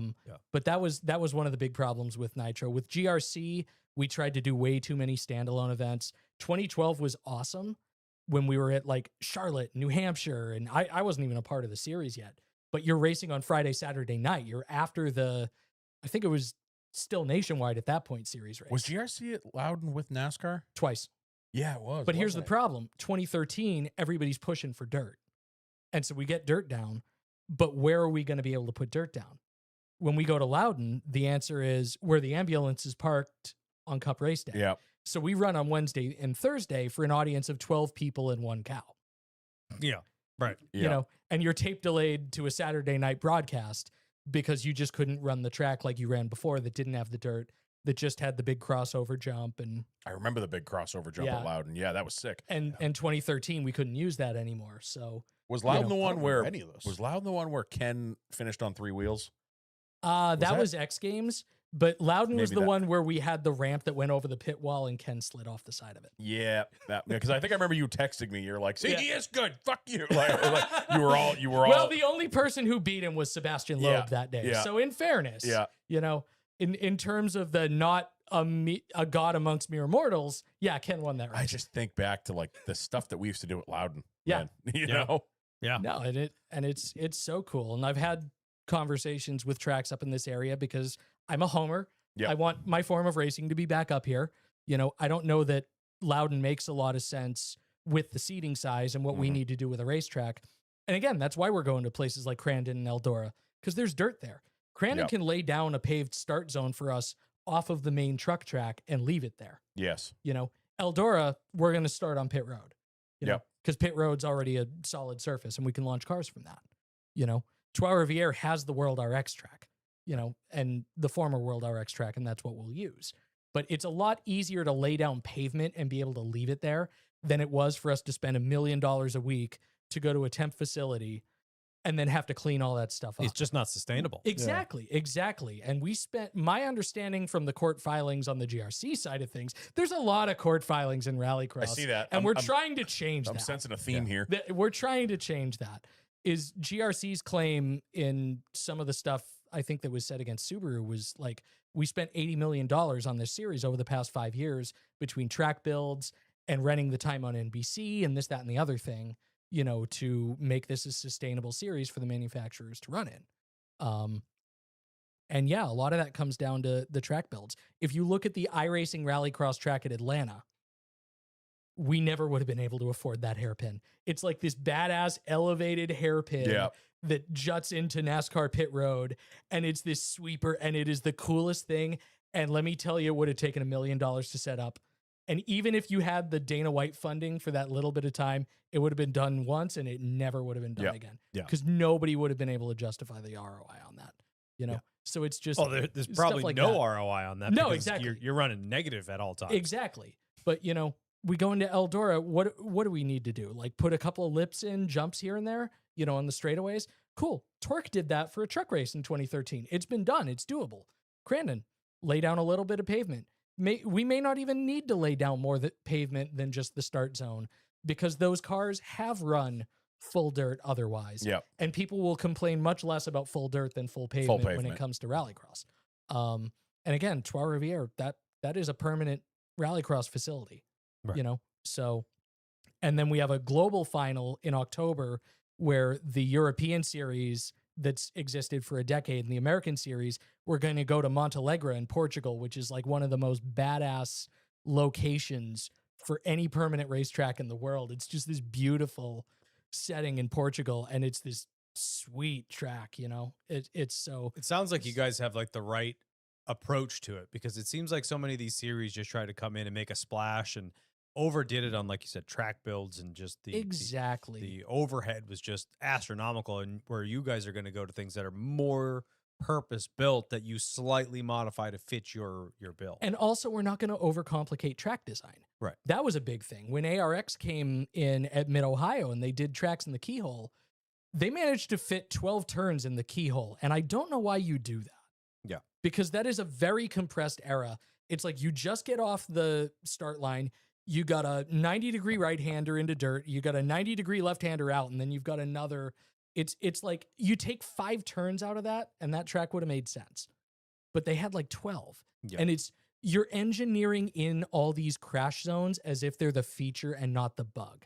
And one of the things that's really hard for me to communicate with people with off-road racing is people say, oh, it's full contact. That means I can basically just throw haymakers. No, it's full contact in the way that, you know, in the way that rubbing is racing. Yeah. You know, you can nudge people, you can slide them off, but you know, you're not Zdeno Chara throwing Yeah. Max Pacioretty into the stanchion. Yeah. Yeah. You know, you're moving people. You're Yeah. allowed to move people. You're to not pass. driving. You it, overcomplicate those tracks. You make Yeah. more, instead of passing zones, you make more crashing zones. Exactly, because the guy at the very back row isn't going to be able to react in time Yeah. to what is happening in front of him. And you just get a pile on, and then you just get, you know, Then you get millions of haymakers. dollars. No, exactly. And the costs ballooned in my time at GRC. When I got hired, you know, I could have gone to Andreas Eriksson, who is now my boss over at the Rally X side of things. If I had written him $1 million check at the end of 2012, I could have gotten a Fiesta with Tanner and Deegan, and it basically would have been like comparable to running 9 nationwide races at that point. and in a decent car, you know, and we were trying to get comparable on, you know, TV viewership, and we never quite got there, unfortunately, but that was kind of the goal long term.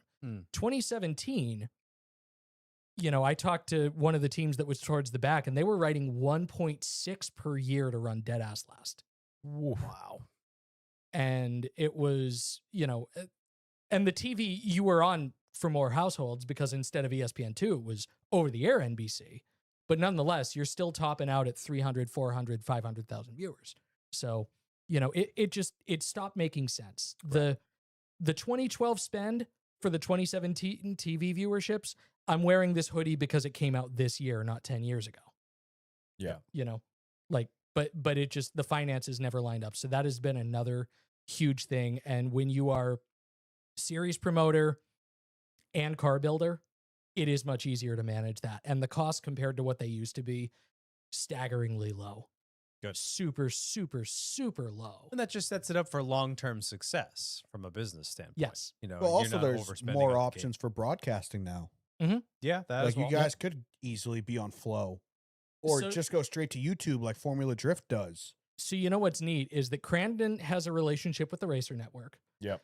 Eldora has one with Flow. Trois Rivières has one with Speed Sport. And Okay. we are also used to doing our own streaming. So there is a world in which we could possibly place at least one race on every single one of these, you know, which as a media guy, that's my best case scenario, Right. you know, to be able to pop up on every single one of them. Yeah. That's awesome. Yep. That's Yeah. awesome. I'm thrilled about that, That's awesome. Yeah. you know? Well, I'm excited to see how it is. We got a question for you in the chat here. Do we have any information on why 2311 doesn't have multiple paint schemes in NASCAR 25? So that's a team philosophy thing. Basically, we get what we get, you know.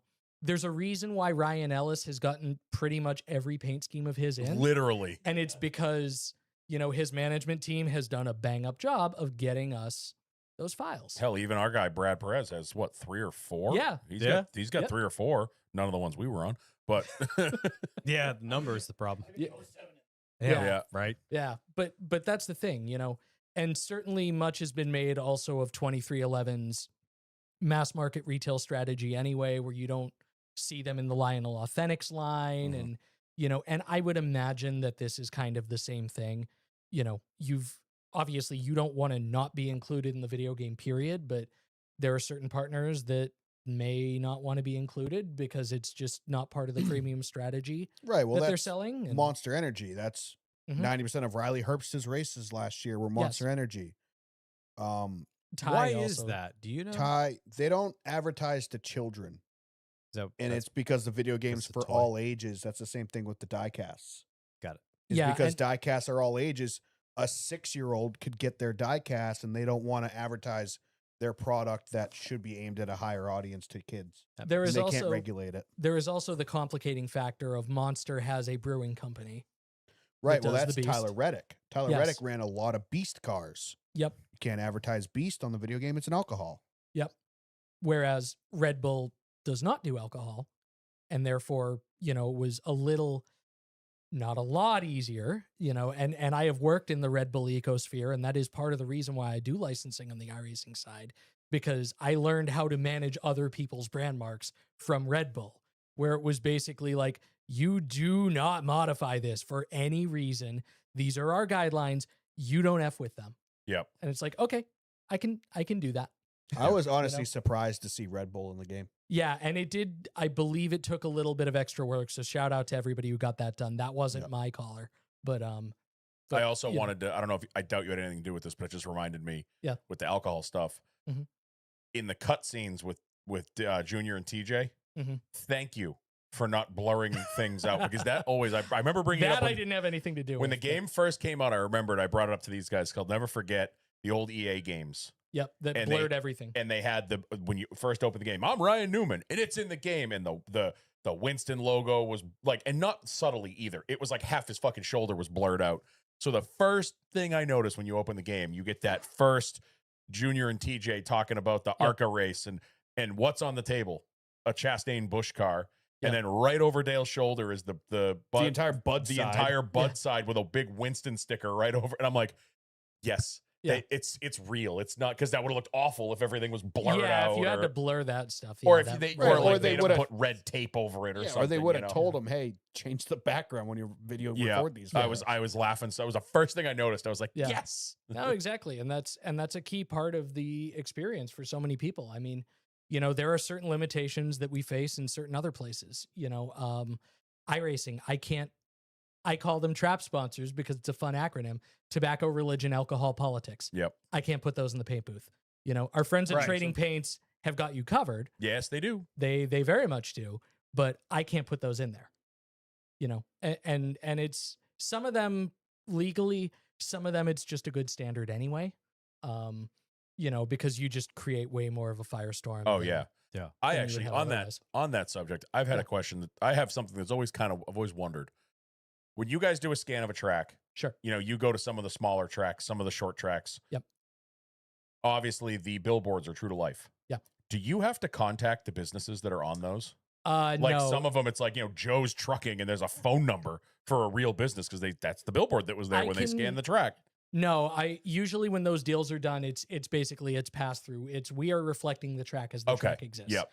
You know, because otherwise I would have been doing this licensing stuff a lot sooner. Yeah. Because I mean, Yeah. no, and it's It's a lot of the phys- it's you a know, lot of the small, not the Steve's Transmissions is Yeah. advertising at Dan's Racetrack. I They would- are scanning Yes. Dan's Racetrack. I Yes. would love to know how many realtors in the Oh my area God. of these short tracks have actually sold things off of people seeing them in iRacing. yeah, because it's not That'd be as, sick. it's not as much the big tracks, like not the NASCAR tracks, but you Yeah. go to like the Lernervilles and the Yes. Thompsons and the Oswego's. Like Mhm. there's a realtor's Langley. billboard. Yeah, Langley. Langley's a big one. for Yes. Yeah, there's a realtor's billboard, and there's a trash service and Joe Schmo's I bet- wrecking and I bet they're renewing that sponsorship. Well, Yeah. I've heard that tracks will gain more sponsorship if a rumor that they're about to get scanned Yes. comes up. that. Very true. Is Very really- true. Like if Thompson gets word that they're gonna, or Thompson will obviously know, but if word gets out that Thompson's gonna get scanned in 6 months,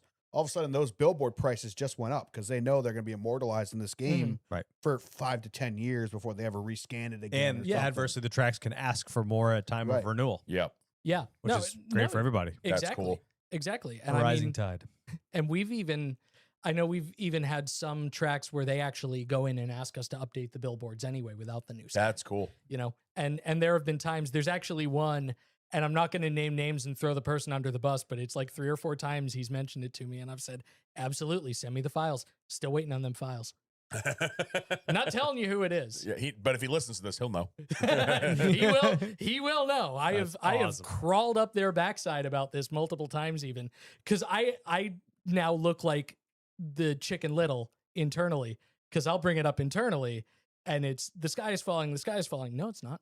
You know, or the boy who cried wolf. Yeah. I guess is more. Yeah. But It's either way, Dale right. Jr. Either way. He wants an updated picture of him and Steve Myers standing inside the tent at North Wilkes. I don't think Dale needs me to make that happen. No. Does Dale come up to this office frequently? He has a couple of times, not super frequently. I got to interview him a few years ago in the control room, one of the videos that we did. So that was pretty awesome. I can't think of too many times that he's actually come up to the Chelmsford office though. But that's Yeah. neat. That was actually the funniest thing about me getting hired was Emily, and I've been with Emily. Dan knew me when I was a kid and I first met him. Yeah, you guys were dating, I think, before I even left Boston. So that would have been 2013. Before I got hired at GRC, and I have still managed to not screw that up. Yeah. Love you, honey. Yeah, I don't know how You're you did not that. watching, but I don't love know- you anyway. Don't know how you did that. Attaboy. I know. But oh my God. So I moved out of Boston end of 2018 after Yep. all the GRC stuff came apart and, you know, wanted to be closer to her. And she's lived in Chelmsford all her life, you know, we found a place, you know, love it. You know, that is my real hometown now, not the place where I grew up. But Right. anyway, 2019, a few months after I move in, I get, you know, the call on the iRacing side to interview, you know, for some of the writing and some of the things that they needed at that point. And I go into the Bedford office and they ask me where I live. And I say Chelmsford. And they say, oh, that's funny because at the end of the year, we're actually moving offices to there. So I have like Nice. the shortest commute of anybody. That one, I still have not found the horseshoe where it is located within my body. It is. And every morning, yes, it is deep. It is deep. And every morning you just have to hope that it doesn't come out. Yeah. Every day I just thank the Lord Almighty a Yep. little bit Yeah, more It's for not wherever very that thing is located. often something like that happens, and it's more convenient. Yeah. That's incredible. It's No, incredible. it was funny. It's a bad day. It's a 10-minute drive. And I'm sure you love everything that you do. Oh yeah. There's always the days you still work. It's still a No, job, but I just sound like I don't because I specialize in a lot of things that maybe weren't the strongest parts of the company because you didn't need a robust paint booth for a really long time because you had trading paints. Yep. But then you acquire Monster and you acquire the NASCAR license and you need to refine that, you know. And not only that, but also, you know, we've talked about the iRacing career mode and I don't have I don't have any updates, you know, to share as to where that's coming from, but you know, just from, and again, this is partially also learning from Paul about the structure of video games and how you do these things. You know, we have now licensed so many of these brands that when we get to the structure of an iRacing career mode and you've got assigned sponsors in there, you have got such a robust selection. Yeah. You know, certainly the real world schemes that we've licensed on the cars, you know, that like we get, you know, whether it's, you know, the Ford schemes that ship on the Mustangs or the, you know, the Oshkosh Corvette or whatever, you know, Like the Wrangler car for the 87s. yes, Yeah. exactly, you know, but also just, you know, Holly, all of those Holly brands that are in there, you know, Racing Force, Bell and OMP and Lindsay Hennig was like the first person, you know, and then Mark over at IBOC, you know, they basically sent in their deals on the same day. And so we've had Bell, OMP and IBOC in there forever now. Yeah. You know, and then all these other brands, you know, the JRMs, the Alpha Primes, the RFKs that, you know, and I'm missing a lot of great teams that were super helpful just trying to rattle these off. But for NASCAR 25, Front Row was I was a going big to say one. front row. There's a Front bunch Row of their was a sponsors huge in there. one. And, you know, while I'm bummed for them that they've lost Zep, they actually made my job a little easier on the JGR side of things with that sponsor having migrated over and the way that we do some of these agreements, because now Zep's already in there. So the next time I need to go refresh, you know, a database on something, I can start assigning Zep to Toyotas, Yeah. you know, Yeah. instead of just the 17 Mobile One schemes that I've done. For the Toyotas. Yeah. And I've shout out to you gotten guys. really There are good. 500 Mobile One logos in the NASCAR 25. They gave us a lot to work with. Like there's vintage logos, there's black logos, there's white logos, there's blue, there's red. The funniest thing about that, although, No, can you we get get a one. reverse Pegasus? I was just going to bring that up. I have the brand standard guideline, and the one weird disconnect that you can have in the licensing thing is sometimes people will just see it as a logo licensing exercise, and they won't necessarily recognize the way that we as users want to break these things up. Yeah. So under the Mobile One branding guidelines, Pegasus only faces one way. That's why Pegasus only faces one way in N25. Ah. So, But if you look at like Christopher Bell's car, it's facing forward on Oh, both I know. sides, correct? oh, I know, but Like, that's I could imagine. it's I not don't even- necessarily the same people with the same kind Yeah. of understanding Yeah. of how and so that's why if you see something like that, and I know we've talked about it with Ally because the Ally logo, you know, arrangements are a very particular way, and we don't have Do It Right as an isolated element, even though in this context, from a designer standpoint, and if you were designing the real car, you would probably break that element up. Yep. You know, but because of the way that the licensing works, you're not going to necessarily be able to do that in a setting like this. So it's different. And sometimes people will be super, super cool about it and just say, yeah, don't tell anybody we did this. But, you know, a lot of times it won't necessarily be the case. So, you know, that's really what it comes down to. And again, from that 4 years of kind of doing it for Red Bull, it's, if you've told me it's gospel, then I'm honoring your word. Right. You know, And if- I give you a hard time about the paint booth, but it's legitimately the best one we've had in any NASCAR game ever that I can recall anyway.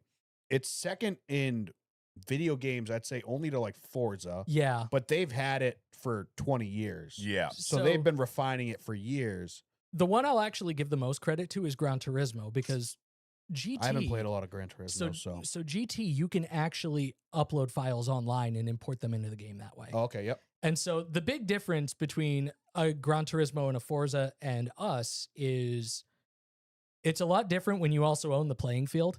If we ever start manufacturing our own consoles, Yeah. we can probably have a little broader, but Gran Turismo is a Sony franchise. Forza is a Microsoft franchise. So there's a little more freedom that you can kind of get away with. It's funny. Mitch Snow over at Polyphony, Gran Turismo, Mitch and I have known each other since my first day on the job at GRC. And we both kind of did the same thing where Mitch worked for the Pikes Peak Hill Climb, and we catch up there every year because for the past 3 years, I've been doing social for those guys as well. And we'll always talk about just the video game industry because Mitch worked in real racing and went into video games just with 2 totally different companies. And I've asked him, like, how do you guys get away with that paint booth? And Mitch is like, I have no idea. but no, it really does come down to that. You have more of that flexibility, and certainly in anybody's case. And he's talked about 1 or 2 brands that they don't want their logos used in there. So okay, we just remove them. But anybody else who sees it as free advertising, they'll take it, and they can do that in a setting like that. But it's just for us, the way certain things are locked down, it's a little different. Yeah, depends on the brand, depends how strict they want to be. And Exactly. It's also like today's climate where it's a little bit more trolly than it was Yeah. back 15 years ago when Forza designed their paint booth. Forza, you jump on there and I can make a logo group, and I can make me and my buddies made drift teams on Forza. Yep. So we'd make our logo and then we could share that logo with each other. Mhm. Like I spent freaking 30 hours one day, it felt Oh, like, yeah. making a Drift Alliance logo like Ryan Turk and those guys used to have. And I shared it with all my buddies, and we all had Drift Alliance on our cars like they Yeah. did, or East Coast Drifting or whatever we called ourselves, and we could share that logo. But now you're going to get a car that has Bob's Burgers on it. Let's make up a random company. Yeah. And That's a real some kid's just going company. to go, sucks next to it. Yeah. And now that car's online racing against people. Like back in the day, you didn't really have to worry about that. Would somebody draw boobs with 3 circles? Maybe. Yep. Yeah. But now it's no, it's a very different everyone is climate. just trolling each other all the time. That I totally understand why you can't have custom shapes online. And how damn good it looks like it could pass for real. yeah, and like Like I you spent did it in Forza 8 years ago versus Yeah. NASCAR I still 25. have I mean, cars I- saved on my phone from Forza I did when I was in middle school. in college, a buddy of me, we used to do Matt Kenseth's cars. Like we had a 17, it was fairly easy to do. We ended up all night. It was basically a pissing match where we were building the Best Buy logo shape by shape. Yeah. And we ended up putting that, on cars. And I think those cars actually got a decent amount of downloads, Yeah. I've And- done it. I've made like Ted Musgrave trucks on Yeah. Dodge Neons and stuff like that. Yeah, like, exactly.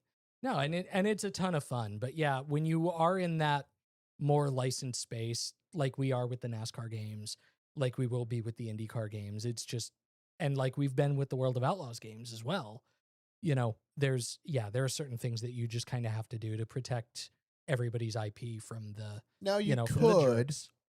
add more layers, be able to move layers he's up and politicking down. right now. That's He's exactly what he's doing, politicking. yes. Because like I was painting a car last night. I made an ARCA car because I have Mhm. my sweet ass Ally Cup car that I made that I love. Yeah. And I switched to ARCA, so now I got to make a custom ARCA car. Mhm. And I made a shape, moved on to the next shape, and went, oh shit! I needed to put a white square underneath them to change the base, but I can't move it up Yeah, there. there's So definitely like, there's things some we can user refine. stuff like. My first to make series it in more Cup, I've just comfortable. been running a flat black car, My just Ar- letting the logo Yeah. change. Yeah. My I spent- ARCA car is black with the red stripe on the bottom, and the logo just changes every 2 weeks. That's pretty much how I did it too. It was like one color would change. Yeah. I'm waiting until I redo get the to a entire Cup car every sponsor that time. I like, and Yeah. then I'll I'm design changing it. the logo size, the angle of it to make it fit on the scheme. Right now, my ARCA car's Comatech.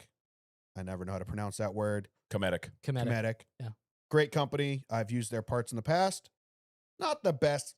Doesn't give you a lot of motivation for colors because it's just a black and gray logo or white and gray logo. Yeah. But like I'm making a custom scheme for that. And like I want the front of the car to be black, the back of the car to be white.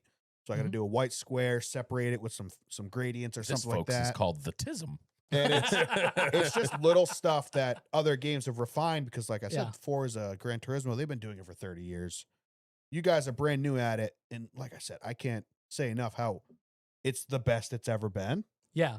and it can only get better. Same with the career Right. mode. The Yeah, career exactly. mode. This is, I'm assuming, the foundation. This is Yeah, basic. exactly. Well, I use What you guys can do with it. I Yeah. use the example again because I played it last year. When they brought college football back last year. Yep. The game was incredible, but it was like, okay, this could be better. But they got Yeah. the foundation right, and then they came out with Exactly. 26, and it was like a completely different game, but the base was still there from the Right. game before.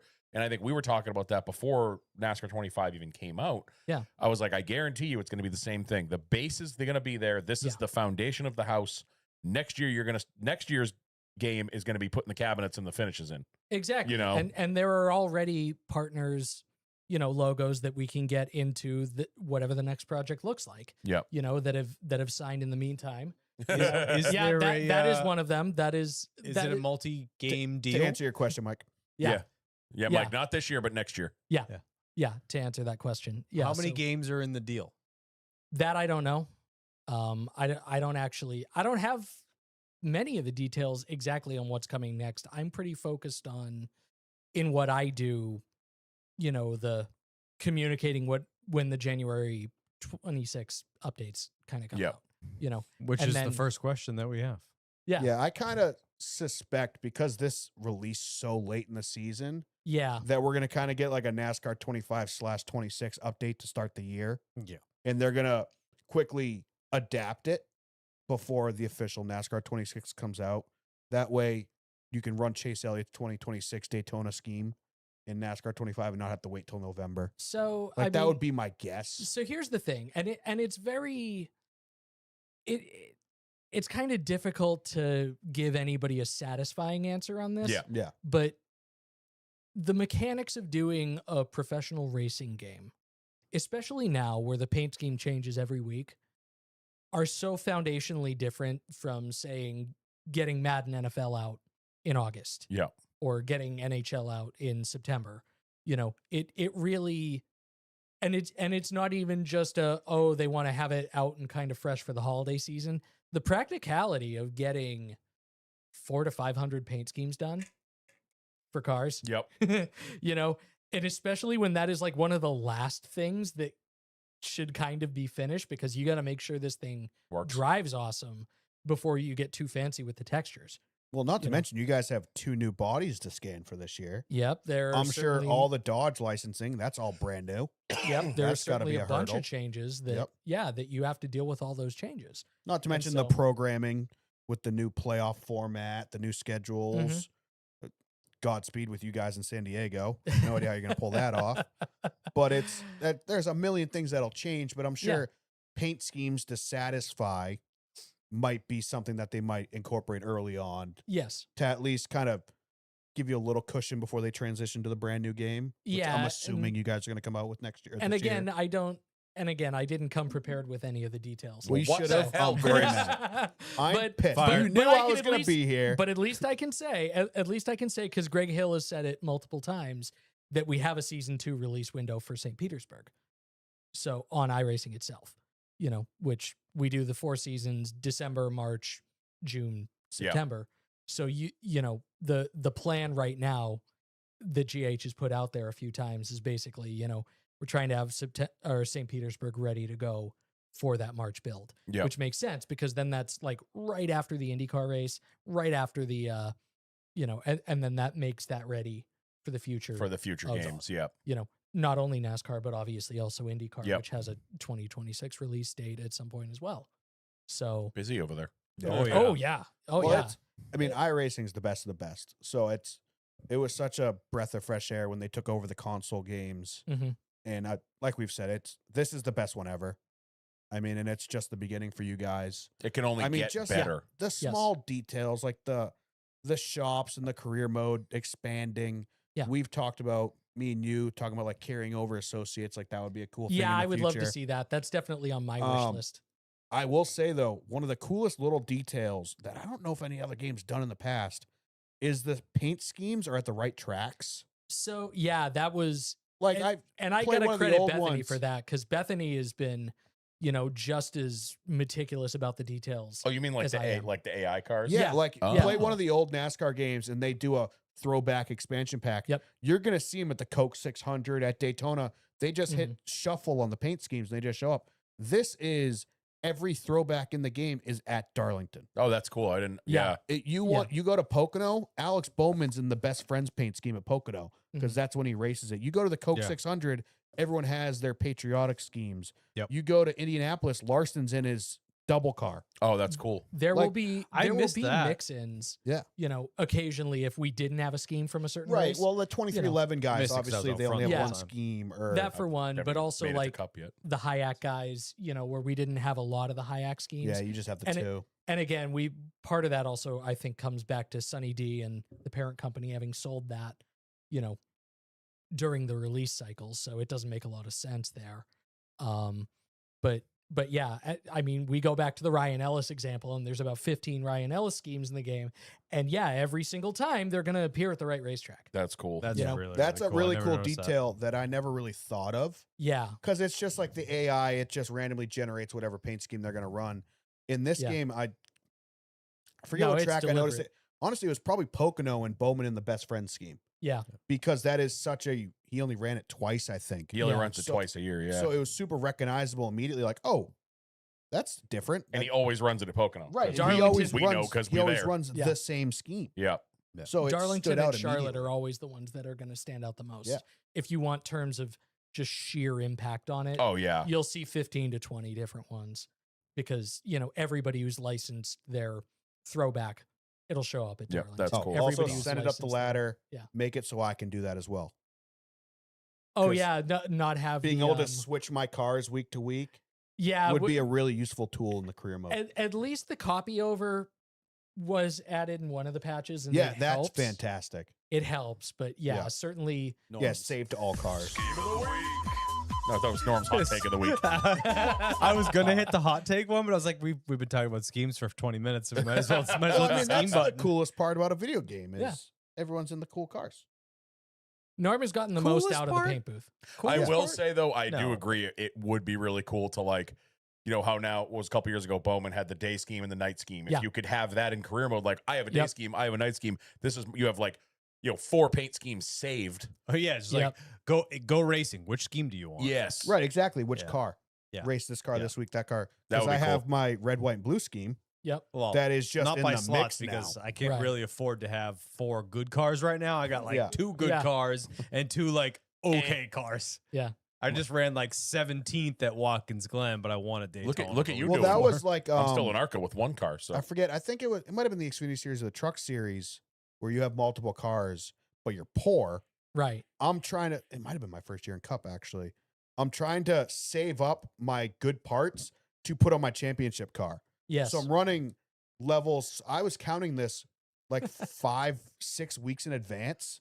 Like, okay, car number 2 is eventually going to be this race, and I will end the season on car number 2. Yeah. So I'm going to start dumping the level 11 parts into it now, right. so I can save- 11. Yeah, that's how Jesus. far you go in Cup. So Yeah. I can save up enough money to have it fully level Yeah. 11 Well, by that's the time I get there. exactly what I'm doing because like I'm good at Vegas, I'm good at Kansas, like those fast tracks. I'm good at the drafty tracks. Like I've done well. I won Daytona both times this Yep. season, but Yeah. I'm doing exactly that because I can't afford the best shit. So I'm like, all right, well, all the road courses I'm Wash, already hot garbage, wash, so yeah. I'll put level 2s in those and Right, save you're the gonna- good stuff. You don't Yeah. need arrow there. You're going to freaking Yeah. bulldoze into turn 1 anyway. So Yeah. just exactly. run level 3 arrow there. Who gives a shit? Yeah, exactly. No, exactly. Well, we could abuse you to death and ask you all the No, questions Norm in the world. could. So we will By the- definitely have you back on if we again. let Norm too. go, Norm would be like lead designer on the next game. Yeah, Bitch, just what do you hire think I'm this trying guy. to do? But we do have some questions, so you guys Yeah. want to have some Yeah. fun, answer some questions from some listeners.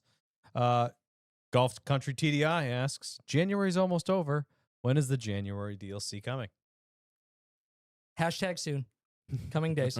Coming days. That Before is the end of January. Tattooed on every Yeah. single iRacing employee's arms. Can Yeah. we promise them before February 1st? I would think so. That's Okay. a January That is- update. Then Good it enough. would- That is how months work. Good enough. if it's not, then it wouldn't be the January DLC. It would That be the is- February yeah, DLC. that so is true. we could promise you before February 1st, the January one will be coming. But the February If one, the be careful, January 'cause one is it's a coming. month. Preston 4858. Can we please just get to the season already? This offseason has been too long. Almost there. Yeah, mean, but Christ, it's getting exciting here at the end. Again, are we at? there is a way that time works. What are we at? 2 weeks from the Clash? Because Yep. it's like the last week of January, right? Yeah. Yeah. I think it's the February like 1st or 2nd, isn't it? No, it's the 2 weeks from yesterday. I think it's the first day. Oh, of it is. Yeah, February. February Yeah, 1st. February is the 1st. Clash. Yeah. Okay, so yeah, we got next Sunday and then Clash. We only got Hills, yeah. one more full week with no race cars. Well, then And they're testing all over the place. I think Shush. trucks are going testing we got- this week. we got Rolex this weekend. We do. That That's is so true. 24 this upcoming weekend. So I think we're going to see Dodge Rams on track this week. Oh, they have a Rockingham Yeah. test this week. That's right. That is right. Oh yeah, we didn't talk about that, the North Wilkesboro test, but I didn't really see much from it didn't get outside of lot a. info I saw out a of few it. pictures and videos, but I Yeah. didn't see No, I any. saw they were testing the new horsepower. And apparently another up-down splitter that And- worked. Apparently, Tires are wearing out. Good. It's all Love good it. news. Stuff we Steps in want. the right direction. Downriver Diecast with a couple. First one, any good shows you've been watching this off season? no. I've been watching this on Netflix. Animal something. Animal Kingdom, is that what it is? Like it's a family that robbing shit. Yeah, Animal Kingdom. Strongly recommend. It's like a I'm currently- family of like thieves. I kind of want to check out that new. I think I've seen it. They're all like sitting on a table or something like that in the poster for it, isn't it? I want to. I That's want what to. I'm see. thinking of. I want to see. I've I been don't even know what crushing it. that. I don't even know what it's about, and I forget the name. But the new Affleck and Oh, the Oh, Rip. is that good? the Rip. No, I want to. I haven't I seen- watched it. I watched the trailer for it. It good? was an enjoyable movie. It was. Oh, it's a movie. I thought that It was, was a show. suspenseful in kind of the right ways. There is one gunfight that is possibly the worst cinematography thing I've ever seen in my entire life. It's a gunfight on Netflix, so you know it's going to be borderline bad. Right. To simulate gun shooting, they just shook the camera the entire time. Oh no. So it's Oh, 5 minutes of just no. camera shaking to make the guns seem like they're shooting more or something like. It was bad, Woof. Never but mind. other than that, it was pretty good. I watched the original Police Squad, the Ooh. Leslie Nielsen one, Oh, because it was 6 Nice. episodes, and that caters to my attention Yep. span. Yep. But what I've been putting on in the background, and it's partially because we're doing it in the Loose is Fast Yes 2 League, all the old 90s IROC races Oh. and the early Nice. 2000s. Yeah, ripped them all from YouTube, and I've just been watching through. We were in the. I still love FS1 is in their vintage NASCAR Yep. stage. Yep. We were literally Yep. in the Orlando airport the other day getting lunch, and I looked over at a bar, and I saw NASCAR on TV. I was like, "What the?" And I like looked closer, and I'm like, "Wait, that's a car tomorrow." Oh, I see what's happening. You have any recommendations for restaurants in that airport, by the way? Because I'm flying through on the I'll 9th. hit you up. Okay, There- good. we Which went one? to a, Which airport? Orlando. We went to a really good one. Yeah, MCO. Where did we stop at that had that burger place, dude? I Was saved that that. Baltimore? That might have been B-more. We went to Chicago too. Remember, we were stuck in Chicago for Yeah, 4 but that was on the hours? way back. It was Baltimore. I think it was on the way down. All right. What is your go-to bar food? Load Pretzel bites, like loaded cheesy, fries. or not pretzel bites, but a pretzel with beer cheese, Okay, Oh, that's really or good. or fried pickles and ranch. that's mine. Also very Fried good. fried pickles is mine for sure. Yeah, fried pickles are a good one. Also, tater tots with like the beer cheese. Yeah, on it. yeah. See, I like pretzel bites because like the big pretzel, Yeah. you get to tear it apart. Yeah. And everyone's hands on it. I had 2 sets on vacation this week, one in Disney Springs and one at the Orlando airport of fried pickles that were like some of the best I've ever had. Favorite pizza topping? Cheese. Bacon. Ooh, Steve says linguiça. That's a good answer. Did you say Pepperoni linguiça? and onion. Cheese. I don't even know what that is. Pepperoni and onion combo. A good buffalo chicken pizza. Mm. There was Il Mondo in Boston. Yeah. Oh yeah. Oh, The that was a good the one. best buffalo chicken pizza of all time. I like a buffalo chicken pizza that's like shredded chicken. That Yeah, but like not crazy buffalo. Yeah. I've been Right. getting them from this place next to my work. That's the only place around. And I was Yeah. like, oh, There's I'm gonna nothing get like by your work. a little buffalo pizza. And it's like a gallon of buffalo sauce underneath the cheese. And it's just like No. your hands are burning after you're eating it. You're Yeah. like, this is too much buffalo. There's a place in Brockton near where I used to live that did the buffalo sauce instead of red sauce, but they did the shredded chicken on top. So the chicken was just normal chicken, but the sauce was buffalo underneath, and they like crisped it real good. It was Mhm. the perfect Yeah. combo. So I did that from a Domino's once, and it was That probably stink. not that good, Go but to it hell. was damn sure worth the $6. Get Brent, you're upside down. Wait, is his pineapple upside down? Oh God. He's Technically, it is. he's Yeah. he's in Yeah. New Zealand, so. Oh, okay. So does that mean they actually have to put the pineapple right side up? No one knows. Oh. No one knows. Oh. Riddle me that. Riddle me this. Nathan Danforth has a good one with an FMK Cheez-It edition. The OGs, KMall. the extra toasties, and the white cheddar. I am going to marry the extra toasties because Die. they're amazing. I'm going Die. to fuck the OGs and kill the white cheddars. Marrying the OGs, fucking the white cheddars, and brutally murdering the extra toasties. I will throw a box of the OGs away if they're too cooked. Steve's agreeing with that. Fuck extra toasty. That is the hate them. I hate them. I couldn't like tell everything you burnt. the last No. time I had Cheez-Its. It's probably been multiple years, but Toasty's the way to go. I Yeah. hate the extra Agree. toasty. I am not a big Cheez-It guy. I got a bag of Cheez-Its on an airplane like 6 months ago, and they're still sitting in my office. but you know, the talking cheese wheel in the commercials, that's my ride or die. Yep. Do you not like cheese crunchy like snack things? Cheez-Its, yeah, exactly. Like I love Like not a goldfish Like guy. Norm. That's Norm. No, Norm is not a goldfish. No, I'm not a big goldfish guy. I'm not a big cheese puffs guy. I will pour cheese all over all sorts of food. Mhm. Like I make burritos at home and I just dump Tostitos queso dip Hell yeah. on that. It's just that is like my if I'm stuck on a desert island and that is my only access to cheese flavoring, fine. But Yeah. that's it. On That's- that same vein, I did my grocery shopping yesterday, and I randomly was like in the grocery store, and I'm like, you know what I want to make? Poor people nachos. Yes. Yeah. I just Yeah. bought a bag of scoops Section and a 8 bag shows. of Market Section 8 Bas- shows. Market Basket brand Mexican Yeah. cheese, and I'm just like, I'm gonna make some poor people nachos. Dude, this those are week. the So- best. You never heard me say that before? Yeah. Nope. Section 8 shows? They're the best. So Emily and I were watching the football games and she wanted to buy Emily has like just gotten into football over the past 2 years. Yeah. Because just she's got some family in San Francisco, and if you don't love George Kittle, you're just Yeah. wrong as a Yeah, person. go Niners. Like so she's a pretty big Niners fan now, and so we bought the Velveeta football shaped ones. Yep. I've never done the Velveeta mac. Like I always did the powdered stuff. I never did like the squeezy cheese. Yeah. So that was like my first experience with it. And Velveeta's bomb. You want to blow your mind? Cracker Barrel white cheddar. well, here's the thing. I'm just like Or what? Auntie Annie's? Is that the No, bunny the rabbit one? bunny. That's the Annie's. Annie's. yeah, Just but I Annie's. still use the powdered one. For Yeah. that. I used to no, use the the powdered one Auntie's a too. pretzel. Yeah. Yeah. Auntie Annie's the mall pretzel. My Yeah. bad. But Also, no, the Orlando It's also Airport pretzel delicious, because there are more Auntie Annie's in that airport than there are Dunkins in New England. That's You accurate. Really? can't walk through that airport.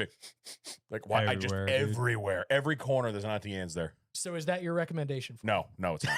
I also am not a mac and cheese person. Sam. But no, the Velveeta cheese, and then just like I'm going through it, and I'm still a fat kid at heart.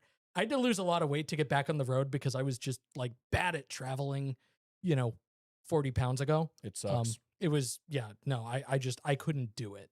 And I mean, I had to change my health so much to do Pikes Peak, being on the mountains. I got so sick the first year I did it that I thought I had COVID.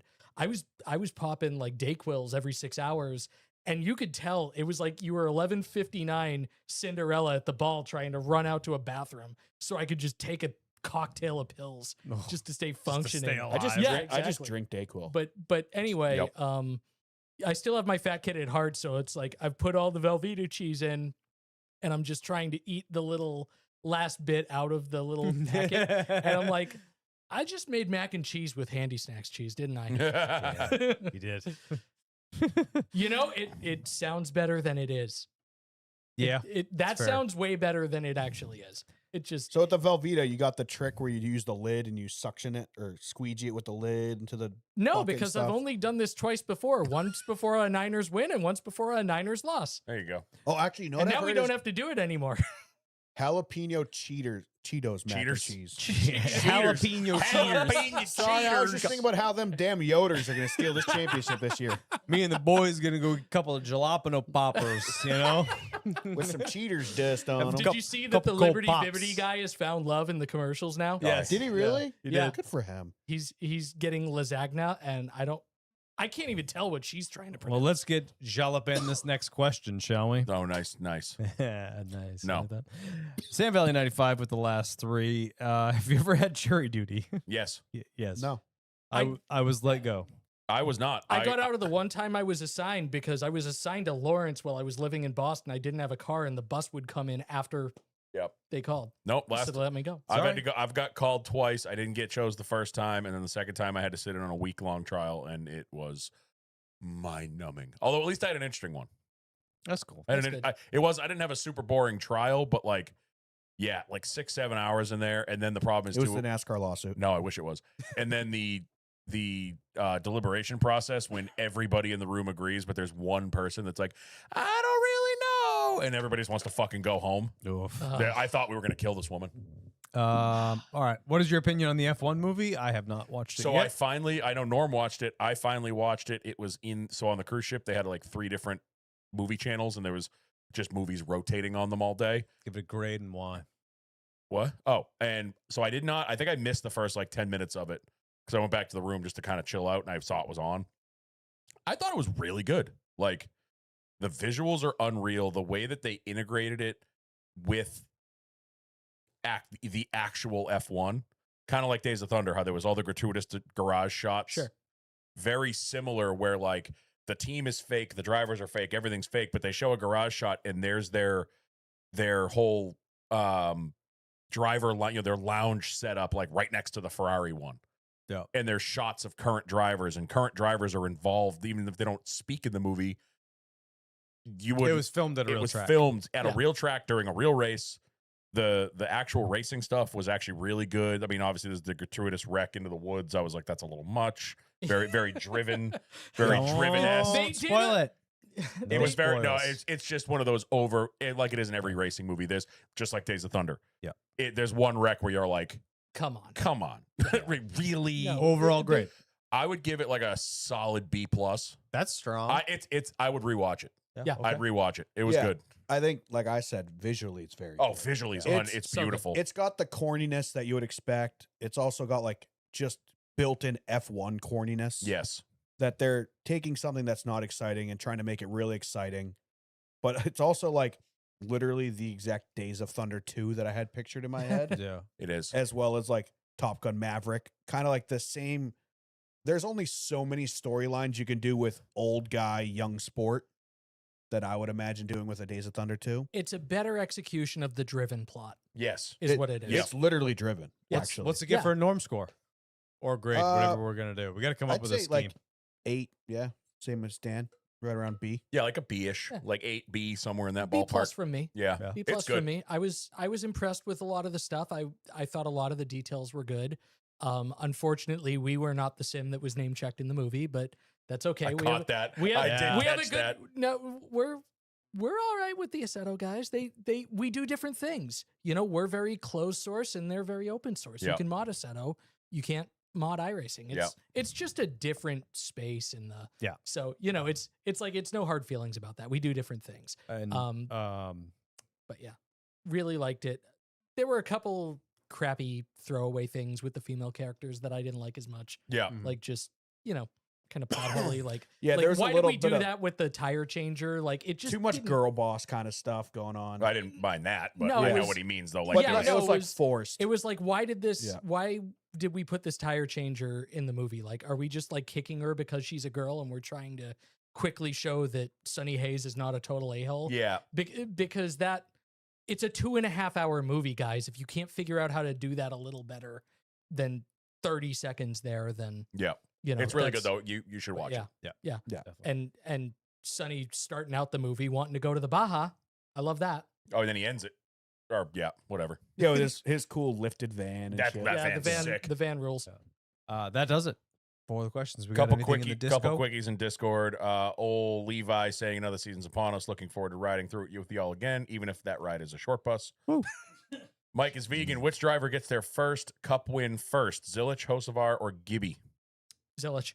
Zilich. It's gotta be Honestly, I'm Zilich. going to say Hocevar. Yeah, I think it's between the two of them. Well, if Hocevar was so damn close so many times. if Carson Yeah. wins Daytona or Atlanta, then I would. That's the only way I see it being Hocevar. True. We got to see if he's Yeah. calmed down a little bit and figured out how to finish a race. Well, Well, they were also plagued by a lot of mechanical issues last year Yeah. too. I mean, Well, there was he had that tire go down while leading. What happened? Something happened to Coke 600. Like they had that fuel pump issue. Yep. So they had multiple bizarre issues that while he was top 5. So there's a I page could on certainly see it, Twitter. too. I don't remember the exact name of it. It might be Tarantino or one of those guys that posts like random NASCAR stats. Yeah. And average running position, like who spent the most time running in each position. Hocevar ran 7th place more than anyone else on the track. And like that's like, all right, you're up there. Yeah. Yeah. Like you're one You got to get over the hump. fast pit stop Yes. or one crazy restart away from being on the front row. And you could steal it. So I legitimately think Hocevar is going to be good this year. I don't want him to be. I'm not a huge fan of him, but I think Zilich could steal a road course, but we haven't seen him race him enough in the next gen. yeah. Like he had Coda, which he was fairly quick, but SVG should have ran away with that race anyway, and they were out to lunch. So Yeah. In equal equipment, it'll be interesting to see what Zilich and SVG do against each other. I think on if those anything, Yes. it's San Diego. All right. I could see that. Bennett, question for Chris. Okay. Did you see DJ Yeejay's recent YouTube vid about why he's not been on iRacing in a year? Curious on your thoughts. I don't watch videos like that. There's your answer. And there's a reason for it, and it's nothing personal. And actually, the biggest screw up of my entire iRacing officiating career was not throwing a caution for a very obvious wreck where Justin got turned. So I do feel bad about that and about having to say that. But part of it is, I mean, we've touched on how many different things I'm doing in the world of motorsport. It's really hard for me to sit down and watch other people do stuff a lot, Yep. knowing that I've got 11 other things that I've also got to do in most given days. So no, in terms of stuff like that, and you know, I don't want to dismiss it as just noise because, you know, usually stuff like that, guys have reasons, and you know, no product is perfect. You know, we've talked through some of the things that we can refine and 25, whether it's career mode or paint booth, valid criticisms. You know, there's a lot of things that are, you know, valid improvements and whatever. And I'm sure that Justin's got some reasons in there, you know. Yep. I believe it's Justin. I sure hope to God it's Justin, because I'm gonna feel like a real a-hole. if No it's idea. not. Yeah, I don't know who that is. But you know, but no, when it comes to stuff like that, it's not because you don't want to or can't take feedback. It's that You're too damn busy. and a lot of the things that he's probably touching on in that video are probably not things that are within my wheelhouse to Yeah. fix. Yeah. Well, also, when it comes to scope of change, like a business has to look at the masses, not one person. Yep. Just Yeah. because one person has a bigger platform doesn't mean their voice is worth more than somebody else too. So like That's you can't part of it. get dulled down in the minutia of one person. But You know. but a lot of times those voices do have some fairly valid Yeah, of points. course. But you just- want to see a trend, not just necessarily one person. Exactly. And you just kind of need to know who you're listening to, because there are definitely some people that I see them come across my Twitter and I'm like, oh God, this person again. Well, this Yeah, weekend right. has been special. Like, I mean, I can't scroll Instagram right now, or I was on Yeah. Reddit earlier, and it's like every other post is somebody that got blocked by a GT car or wrecked out from Right. the lead from the 24 hours this weekend. The 24-hour And- Daytona was this weekend, and you know, like he said, you got 20,000 people signed on to do these races. Yeah. And again, it's just like Steph has to remind me all the time. We'll be going to do something, or we'll be looking to buy something, and I'll go look at reviews, and I'm like, oh, it's got really bad reviews, and it's like the loudest people in the room are the ones that are pissed off. Right. And that doesn't mean that there's a problem. It doesn't mean the thing is bad. It doesn't mean any of that. Yeah. It's just those are the people that had a great time at the Rolex 24 and won or podiumed and didn't get wrecked out and didn't get. They're not going to. I mean, they're going to maybe make a post and be like, "Hey, that was Yeah. fun." But, But they're, they're not not going to making a- victory lap. They're not 5 making a times. fucking paragraph on Twitter and Instagram and Reddit and the iRacing forums, and you know what I mean? No, Like, exactly. Because you also sound like a jerk if you're doing that too. yes, Just for totally different reasons. yes. I did see a very Yeah. wholesome one though on Reddit. Yeah. Some guy was coming out. He was leading his class, coming out of the pits, got wrecked by a car that was on track. Yeah. Posted it on Reddit. Everyone's talking. The person that did the wrecking replied and was Yeah. like, I've been trying to find you. I'm so sorry. I did like he posted a screenshot that you couldn't see past the A pillar. He's like, I had no idea you were there. And the whole Yeah. tone of the Reddit thread went from like, we need to find this guy and kill him to like, oh my God, this is the most wholesome thing ever. He apologized. So I love that. I love that. Awesome. And Yeah. that's great. That's one of the beautiful things about the stuff that we do and the communities and everybody, we're all just trying to have fun. Yep. And there's always some people who just don't understand that, but they're not the majority. Yeah. And even, it's not that hard to figure out who the jerk is in a lot of the stuff. I mean, again, this is part of the reason why I kind of stayed on my rallycross, my off-road stuff. We're done in 15 minutes Yep. and you can jump right back into another race. And The past is the past. yeah, no, exactly. And you got to have a short memory. It's tough when you spend all that time preparing for a twice around the clock race and you get wrecked on lap 1. Like that does absolutely suck. And there are That some being people said, who I just did are a- jerks. Like one Pro 2 truck race one time. Yeah. And Chase Briscoe wrecked me. Could you ban him? Like the only Pro 2 truck race I ever did on iRacing. Dale I got- Jr.'s I going to got- ask for your ban. Yeah, because I you Dale, got- wrecked yeah, him. Dale Jr. Yeah, got was- you banned for That wrecking wasn't him. an official race. You can't get me banned for that. I qualified pole Yep. because I was like dumb good at those before everyone else learned how to drive them.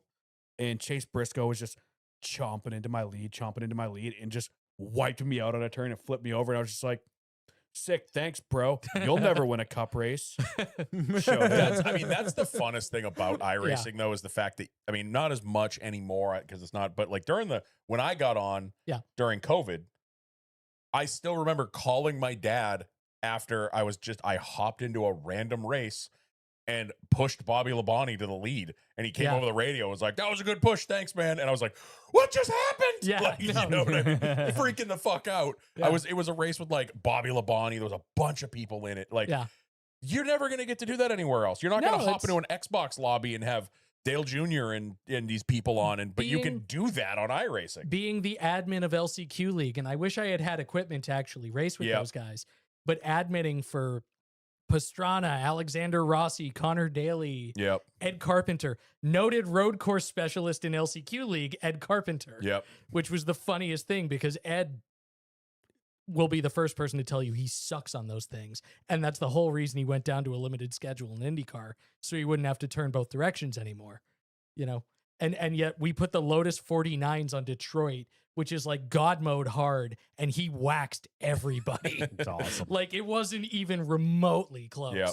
He just destroyed them. One more from our good friend down under, Mr. Blocker. Block him. Have any of the teams come out and said if they are happy with the new charters, thanks to 2311 in front row? I haven't seen shit. No, I have not heard anything. I'm sure that everybody's probably under a gag order until they actually finalize the Probably. language, because my understanding is the language isn't It's not. quite I done. think Bob just It's posted getting about it a couple days ago that it's Yeah. still in the process of like the final language, basically Yeah. the final draft. Well, to be yeah, in. at this point, they're going to fine tooth comb it on both sides. Yep. Reasonable. So, they're going to send, they probably already sent one. And then, 2311 front row, Jeffrey Kessler, whoever did the redlined it, sent it back, fixed some things, sent it back. We're in the It's- minutia stage of Yeah. till it's Yeah. all signed. This should be not the, Yeah. they're probably going that level of fine tooth comb with yeah, exactly. how much went into this. So that's not surprising whatsoever. Yep. Yeah. And No, then I'm sure takes we'll time. hear stuff from the teams, especially when the media starts asking those questions. Well, again, yeah, once you get into media days Yeah. and all that shit for the 500 and Yeah. I mean, We'll hear more. We're mean- still in the quiet. like I said, well, Yeah. we got cars on track in 2 weeks. The teams are busy with other stuff. Yep. Once they get to the track, then questions will start flying. Yep. Yeah, exactly. We'll hear from every single team owner. Oh yeah. Yeah. That's it. Yep. That's all we got. Well, Chris, thank you for joining us. Thank you so guys for much. having me. And Yeah, no. would love to have you on again and Oh, absolutely. pick your brain even more because we only scratched the surface, I think. Yep. Before we sign off, follow us everywhere at Lucis Fast podcast on Lucis Fast _pod on Twitter and Instagram. The Mhm. Lucis Fast podcast on YouTube. I'm Kyle Belcher. I'm Dan Walker. Norm Pelletier.